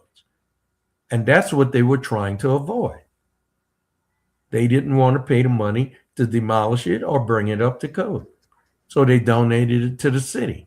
And the whole thing was the city was going to bring it up to code, just like what they did with the Holiday Inn building. The exact same thing. They keep running the same plays on us time after time after time, folks. And we keep falling for the banana in the tailpipe. Shout out to Miss Agnes. I just don't get it. I mean, that's a textbook project you do if you were to go study economics. Tanya, we went through the, I mean, it's just textbook, but we're not holding on to it because we want to. The simple fact of the matter is I never can get it out in the meetings because of all the stuff we've been talking about, but I have your attention today. The simple fact of our challenge with that property is different. Our challenge is no one will take it with the gap in financing it takes to get it usable without a partnership. And that's why I started out with the three things: public purpose, an authorization, and commensurate value. When you offer incentives like we all talk about we should offer, you're offering the incentive. Why? Why would you offer a private business an incentive? Because they won't do it without it, because the market doesn't bear that thing. So if the public says our purpose is we want that thing born because it's a strategic goal we have, then you have to do what's called meet the gap. So whatever the gap is, you got to fill that gap. How do we fill gaps? TIFs, RIFs, all these different things, pilots. That's how you fill the gap. In this case, the gap would be filled by literally a moving TIF, which is what Gata is. It takes tax dollars paid by third parties staying in hotels outside of the system and brings those dollars in so that it can fill gaps in projects. For it to then say through its leadership, well, what would we do to get our money back? It's not, the money is to be spent to build the tax base up. That's what it's for. However, I want y'all to know, Ray, you may not know this, but we'd always offered gated. The real vision would be you come move in there for free. You own it. You carve yourself out your space for free. Take most of the bottom floor. We've got 2 other government things that can go in there. Now you solve your rent model in the retail side. Let the other partner do at the houses. All of those Listen were at possible. that. No, you wanted to be in control. You wanted to see what they were doing. That's why you wanted them in that building, just like you wanted them down Bolton Avenue Community Center. So you can have your snitches in there running back, telling every move Angie made. We're not stupid. And he acknowledged that the money that would go into that Wise and Gold Ring building, we would never get it back. That's a loss. That's a loss.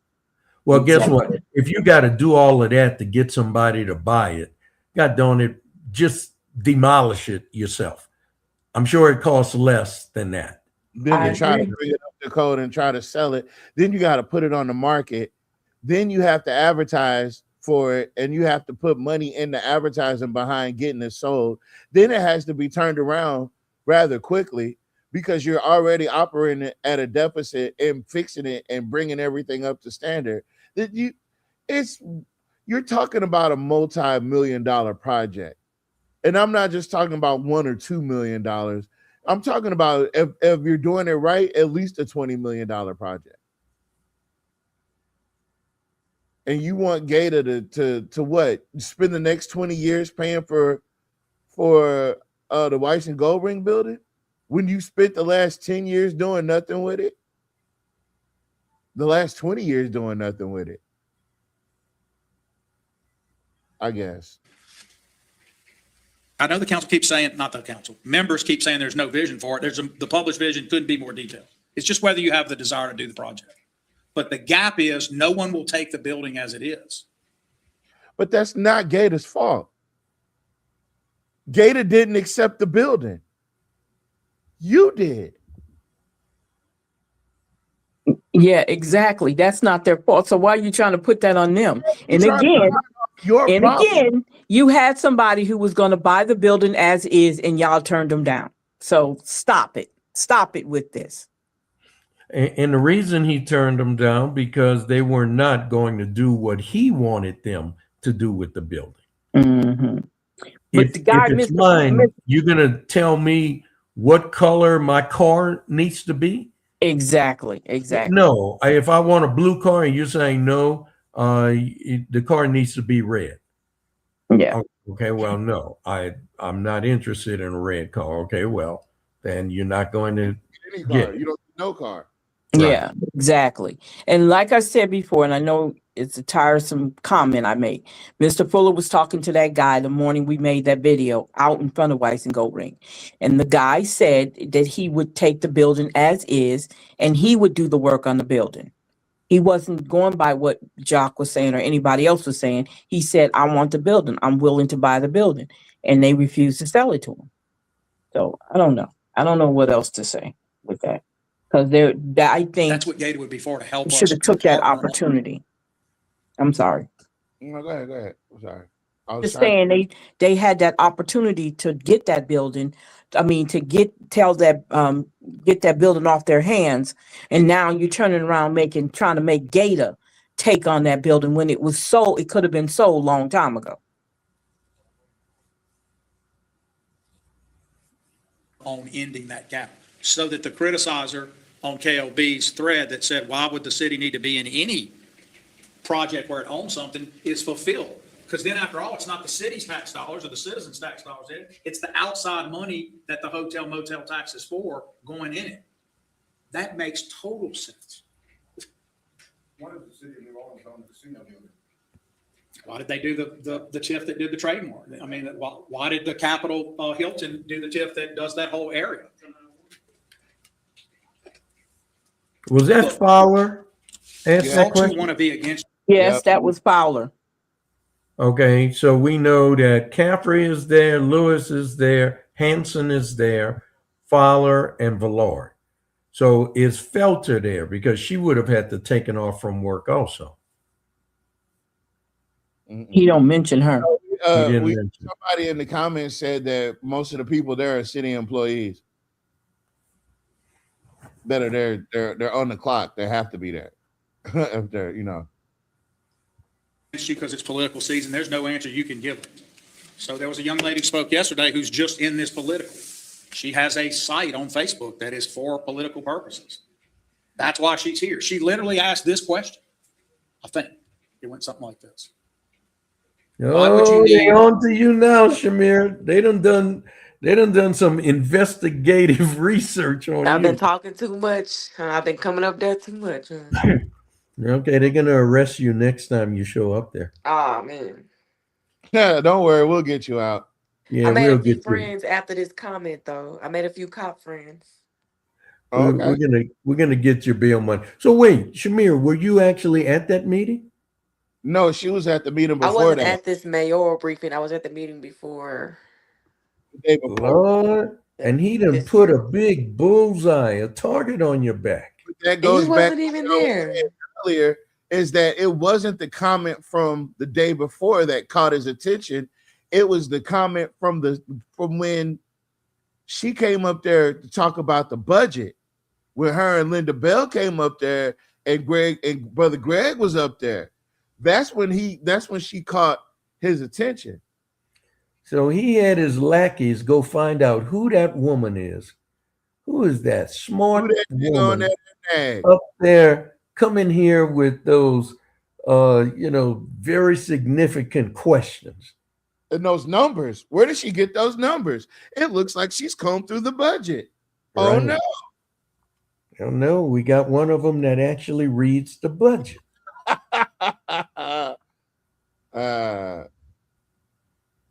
A two-door vehicle and a four-door. Why not get only two two-doors and only two four-doors? Is that a serious question? Why was he so bamboozled? But it's designed. Yeah, someone has yeah. someone Well, Yeah. no, listen to his logic. to do that. And you know it. You know it. You can question. Wait. So don't You know where they question are, me. But it's designed. Don't question me. Don't question my staff about what they want to buy. Just shut up and approve it or let it go. Yeah. Wow. Because you were talking about those small ATV vehicles. Yeah. Right. Now, how was Okay. that political? Tell me what made that political. Exactly. What made that political? And how is that not a serious question? Question. It's a very serious question because it's our money. Like he says, my money. That's the then taxpayers' money. when you ask them how much does this cost, and none of them knew, right? Yeah, They didn't even exactly. look in Yeah. the budget to be able to find it on the data fact sheet. That shows you they don't read these things and they They vote no. disapprove them. They disapprove them. That's all. They disapprove. And then look, not only that, he didn't even, when she asked what they were, they don't even know why they have them. Well, we just need. They didn't know. That Caffrey wasn't didn't me. know. No, no, Goins no. didn't know. That meeting, that wasn't me. I don't know who, I can't remember who that was. That Oh, you know what? because That was originally white. they put That it was back. white. Yeah, That was originally white. they put it back on the agenda. That sure was. That was Yeah, so Cornelius that White. wasn't me. Yeah. Yeah, that was And yeah, white because then. they asked Caffrey, and then Caffrey was like, "Oh," because a cop had reached over, and then he said, "Oh, one's a 2-door, one's a 4-door." Ha ha ha ha ha. But see, I And didn't understand. I didn't understand why he felt the question was so inappropriate. Because why aren't we getting two doors? What do we need the 4 doors for? And why is yeah. it political? He still hasn't answered the question. Even in his objection to the question, he still never answered the question. And didn't He we looked find out at they were them like $40,000 a piece or something? It's from 36. 34,000 to like Yeah, 37,000. yeah. So Mhm. I was just saying you The could most save expensive money by getting 2 of one. That's all I was saying. And why did they need them? Because they literally told me, the officer told me, because I asked him, I said, dude, I said, I would just ask you. I said, he was the one standing by the door getting the papers to give to the, to Miss Yeah. Lacoste. But he said, hey, we're getting those because we need them like when we ride around for the River Fed and Winter Fed and stuff Okay. like that. And he said to get and in case we gotta go over the levee or something, he said that they're gonna use them for that. Patrolling. But you're not gonna use patrolling at the Winter Fest and stuff, but you're not gonna and in my speech, I said that they're not gonna use them for crime. Right. No, they're not. See, So I was now just making a and that point. Yeah. and nobody that voted on that knew what that was for. Yeah, they didn't know the original time. They didn't know when Didn't Cornelius know brought it up.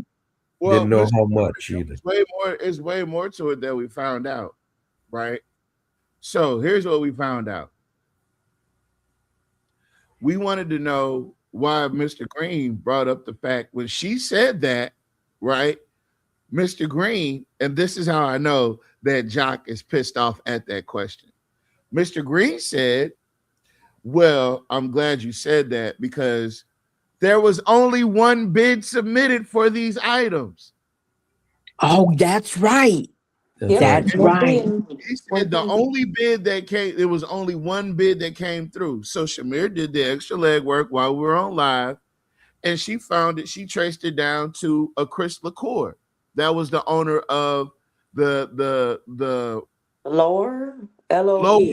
Lowers Lowers Automotive or Lowers ATV or whatever it Power is. sports or something. Yeah. Lowers Power Sports. Yeah, something like that. So guess who Chris LaCour is, Mr. Porter? You got to tell me, who is he Well, he's another lawyer friend of Jock's. that donates to Jock's campaign? Well, and you Those two see vehicles are the two most expensive things at Lower Sports. wow. Those are the two most expensive things in the shop.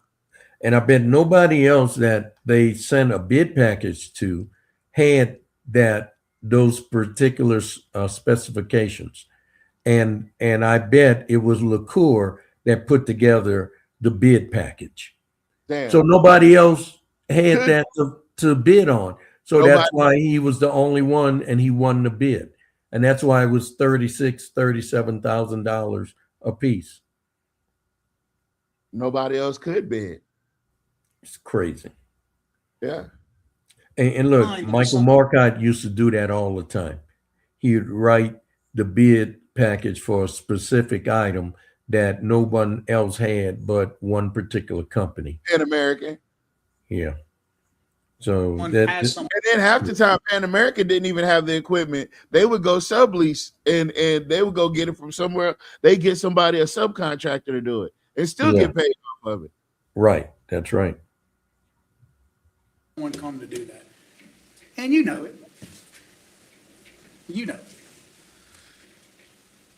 That's going to happen more and more. We have to be able to separate our discussions into the serious. And that's why I know Cynthia's probably at school, so she couldn't have been here, but that's what I wanted to say to her is, I'm going to do better to make sure that I'm empowering this council who is doing a great job in a tough time. I'm going to do the best I can, dead level, to make sure you're successful. All members are successful in what they need for their districts and what to do. And I appreciated the budget period. I thought every member of the council was in good faith doing their best to get through it. And I just hope that we can continue that work. Anything else? All right. Thank you so much. I will announce the next one of these. We'll probably focus on some technical aspects of the Reignite program. I will continue to work with Dr. Lewis on some kind of solution to the GATA issue. I will commit today that it is not our intent to litigate or do things. If that is forced upon us, then we will, but we're going to keep making outreach to resolve that the best we can. Okay? Say one more time. Weather? You want me to? Okay. So look, I don't have it in front of me to read if they're, hold on, let me say. So just so everyone knows, I had them run a check on my way over here on Elliott Street, which is one of my benchmarks because it's high ground when it looks like it did. Either something's really clogged or there was a whole lot of rain that fell fast. So I have two things I look at around home, and they both were off the chart. According to what. So he lives around Elliott Street. I don't know. I think he say he checked Elliott Street and then he also checked around his home. We're hearing, I haven't confirmed this, but Mr. Gill says as much as 4 inches in 2 hours. And so y'all just have to understand at home and here, these are those volume rains that can do that. Alexandria can push an inch an hour out of this city for 24 hours. That's a lot of saturation, no problem. 3 inches in 12 minutes, this freak rain we had after the Gustav event all those years ago, you're going to overtop everything. It has nothing to do with pumps or getting in. It has to do with the rain hit so fast it can't run off yet. When I saw the roads coming in today, I knew that was probably where we were, but I couldn't tell if it was maybe a blockage. Apparently, we had that much rain.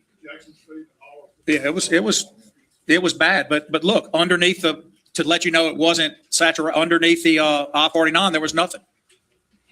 Nothing. So that just meant, Mr. Caffrey said, cancel your briefing and get your glow sticks and go out and look at it. This is the perfect rain to go measure everything. All right. Thank you. Damn, so it's literally no type of nothing. So that was all about Gator. And he ventured off into Reignite. And then getting on me at the last minute for no reason. I know, Lord, they done put a target on your back. We're gonna have to get you a bodyguard. Oh, I think. Listen, if there's anybody that doesn't need a bodyguard, you need to see her videos at the gun range. She don't need no bodyguard. Yeah. Oh yeah. You can go to my personal page and pull up my shots. I shoot real good. She don't need no bodyguard. She good. That's a fact as well. All right. So before we get out of here, we had Mr. Mayor. This is what Jock's upset about, is because she does an analysis all the time.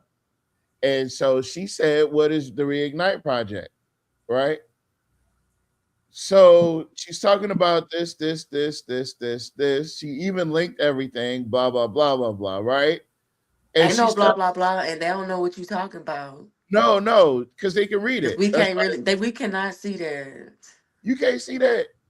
Everybody cannot see that. I promise you I cannot see that.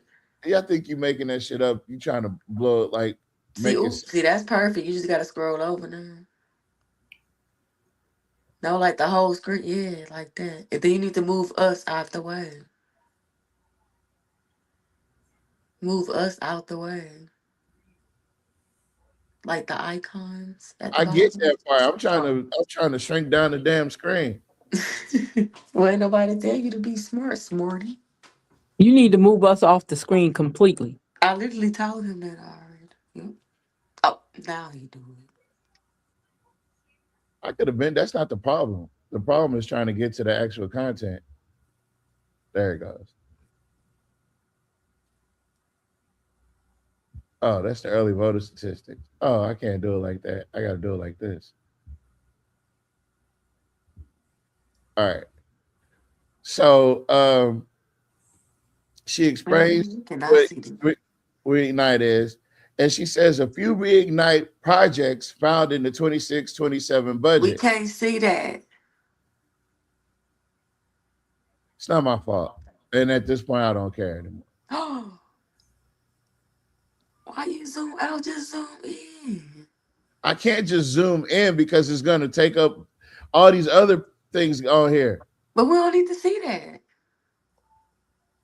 There it goes.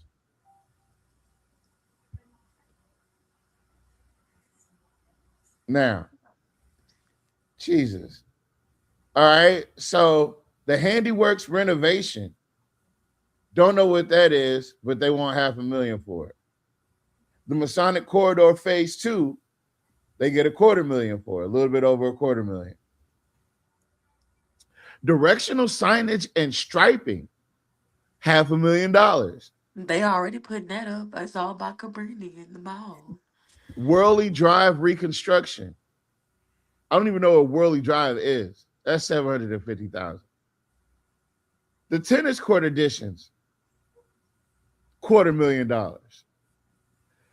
Park and playground equipment reignite, $2 million is in $2.5 million is in the budget. Doesn't mean that it's going to get spent there. Masonic Bringhurst restoration reignite, 1.7 in the budget. Here's where we run into an issue.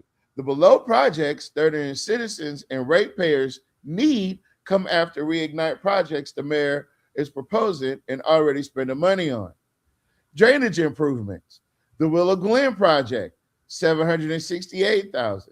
Citywide drainage improvements, $186,000. Street improvements, Sugar House Phase 1, which how long has Sugar House been in Phase 1, Mr. Porter? Oh Lord. Since what's his name? Isaac Curtis, Bo Isaac Curtis was the state representative.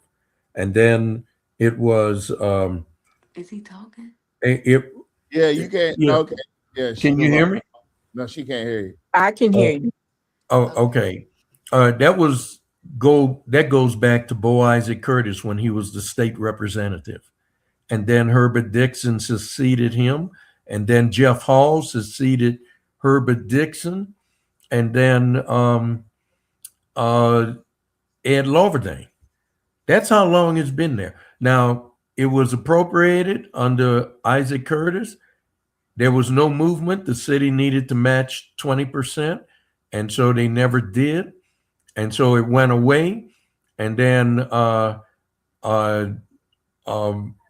Loverdane got it reinstated. But the city has yet to match the 20%. So we're going to lose that again also. Elliott Street It's about $18 million is what I think the state appropriated. Elliott Street reconstruction, $239,000. The Masonic Texas to Lee construction, $376,000. In Parks and Recreations, they got a civil rights monument that's $500,000. It hasn't been developed, but has been talked about for years. They wanted to reconstruct Johnny Downs complex. They need another $1.5 million for Johnny Downs. Oh, they already appropriated that. And they appropriated the $700,000 for the gold-plated coach's office. Now, so that money's in the budget. Oh, and she has the numbers to back it up. Of course, we're gonna have the numbers to back it up. So you guys can venture over to YSKT, the same page that Jock was just talking about, and you can go see for yourself. You don't have to believe us. You can go check it out on your own. I say all that to, she's backstage. I say all that to say this. Guys, look. We got to go. We did better than we did last night. We got started on time, but we got to go. All right. And the truth of the matter is, we're telling the truth in this matter. Oh, please, before you go, show the early voting statistics. Today, since it's 12 o'clock, is the last day to early vote. So go ahead and show the early vote statistics as far as Friday goes. Please, thank you. All righty.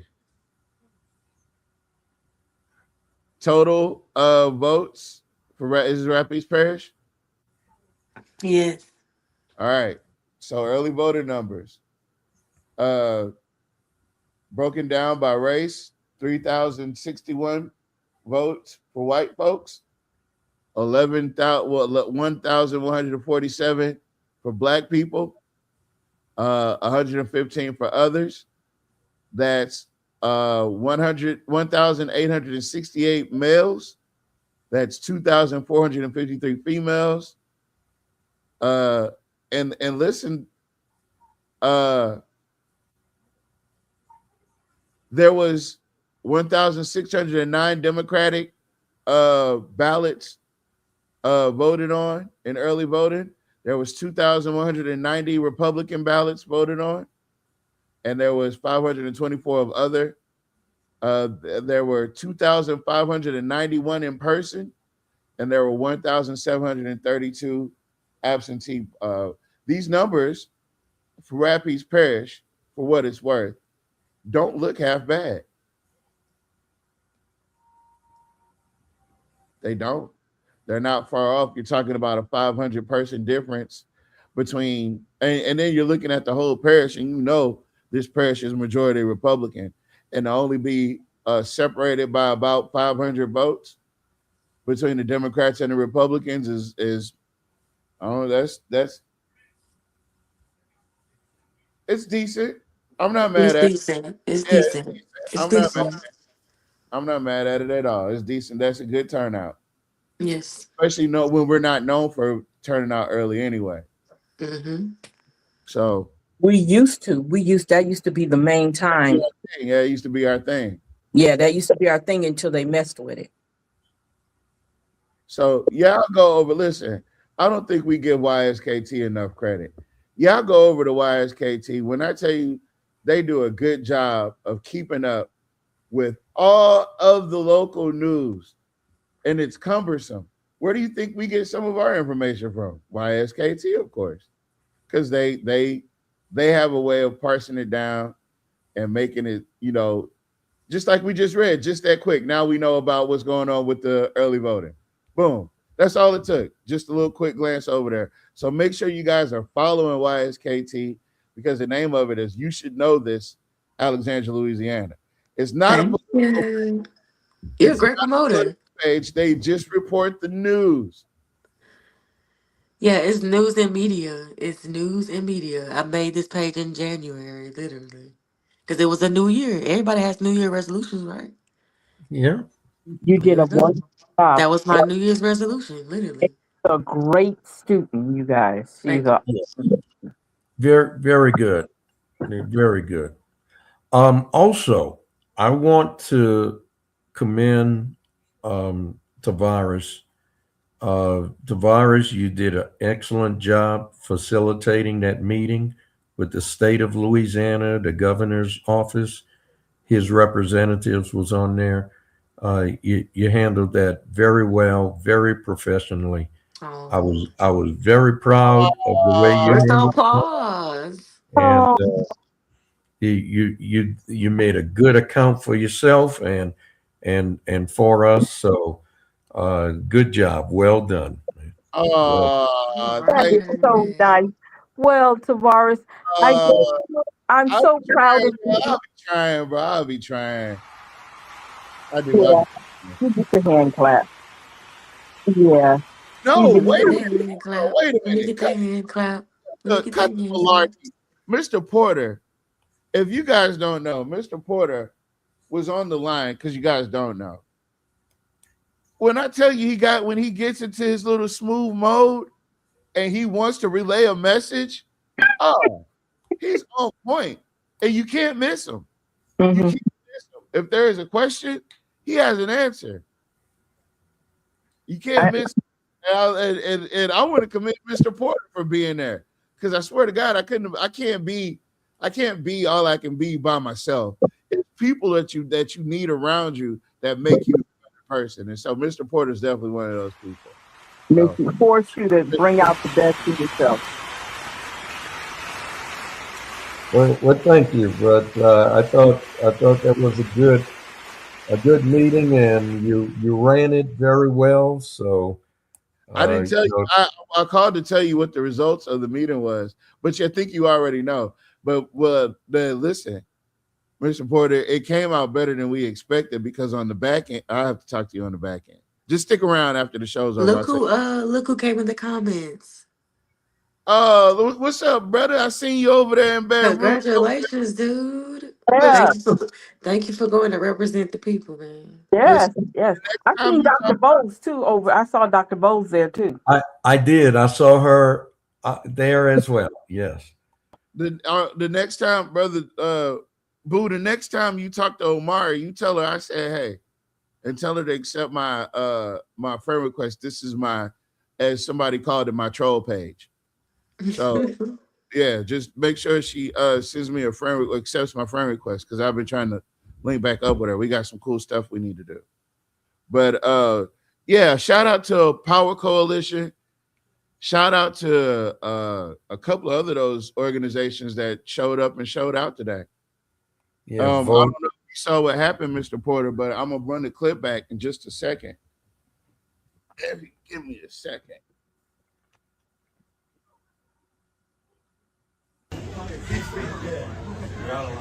You're out of line.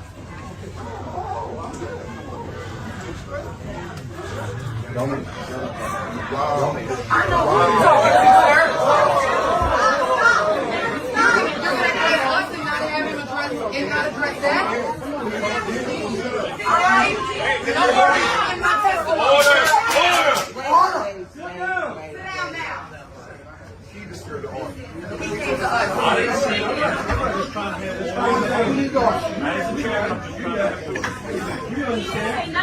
We understand. We will have a decorum. He told us to shut up, Chairman. Okay, we understand. We will have order.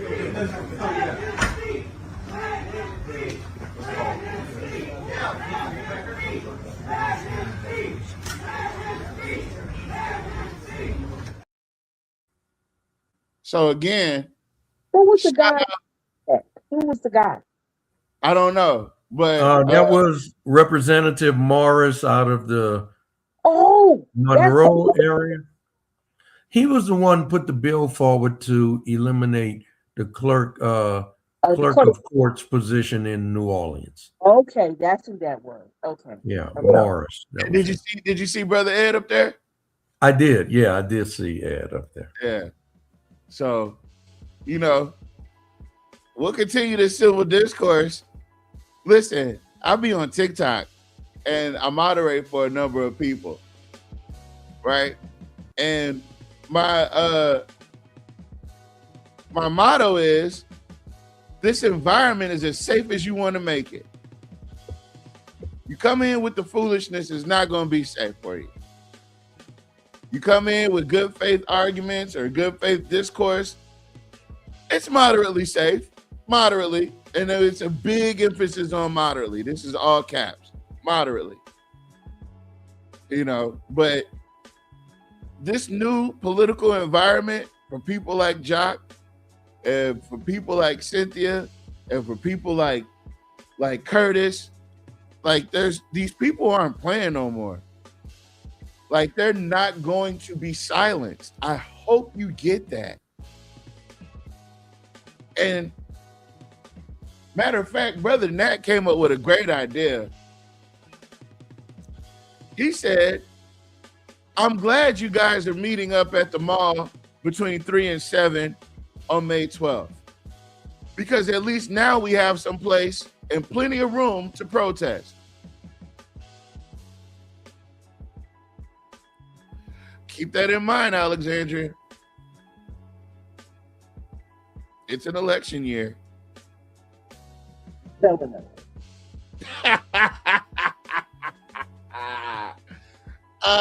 That would rain on his Way goddamn. at election time when we act this way all the time. Yeah. This is how we act all the time when we're not being heard and not being seen and not getting what's needed for the city, for the rest of the city. This has nothing to do with election, Mr. Lord. Nothing at all. But this thing that you're doing at the mall got everything to do with an election, because you come up with these fantastical ideas every year. Every time it's the last 12 months of your tenure, you come up with these great ideas to blow a bunch of money. Half the shit never comes to fruition. The other half is just blowing smoke. But it's not like that anymore, Jock. I've been trying to tell you, it's an energy. It's an energy, folks. It's not nothing that's controllable. It's authentic. It's spontaneous. It's righteous indignation. Righteous indignation. So if you've been less than righteous to the good people of Alexandria, to the ratepayers, to the tax bases, to the students of Rapides Parish School System, if you haven't been good to the citizens of Alexandria, they got every right to have a little bit of righteous indignation. And you just got to be ready for it. You got to be prepared for it, because you did it. You did it. I'm going to run this cartoon back before we get out of here, just to round this out. We're getting out of here, folks. Thank you so much. Black faces in high places are not going to save us. Just look at the black proponents of Cop City in Atlanta's leadership class. Black faces in high places are not going to save us. Just look at the black woman's hand, ambassador at the UN, voting against a ceasefire in Gaza.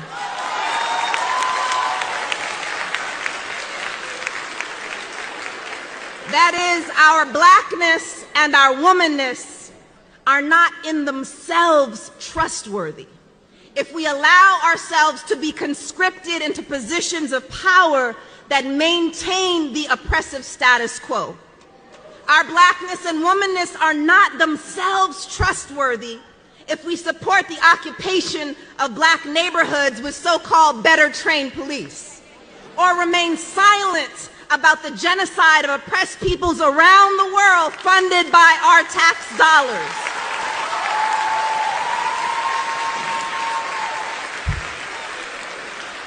And here, let me please shout out the incredible Spelman students and AUC siblings who have been organizing with Stop Cop City and Justice in Palestine, among many other troublemakers in this room. You all remind us that college is not a waiting room to enter the real world, but that you can start transforming that world right here, right now. It goes without saying, but let me just say it anyway. For student activists speaking out courageously for Palestine and Congo and Haiti and to stop Cop City, they should not be threatened with expulsion, loss of scholarships, or have public safety called on them for protesting. Too often, our institutions celebrate student activists after they've graduated, even giving them honorary degrees.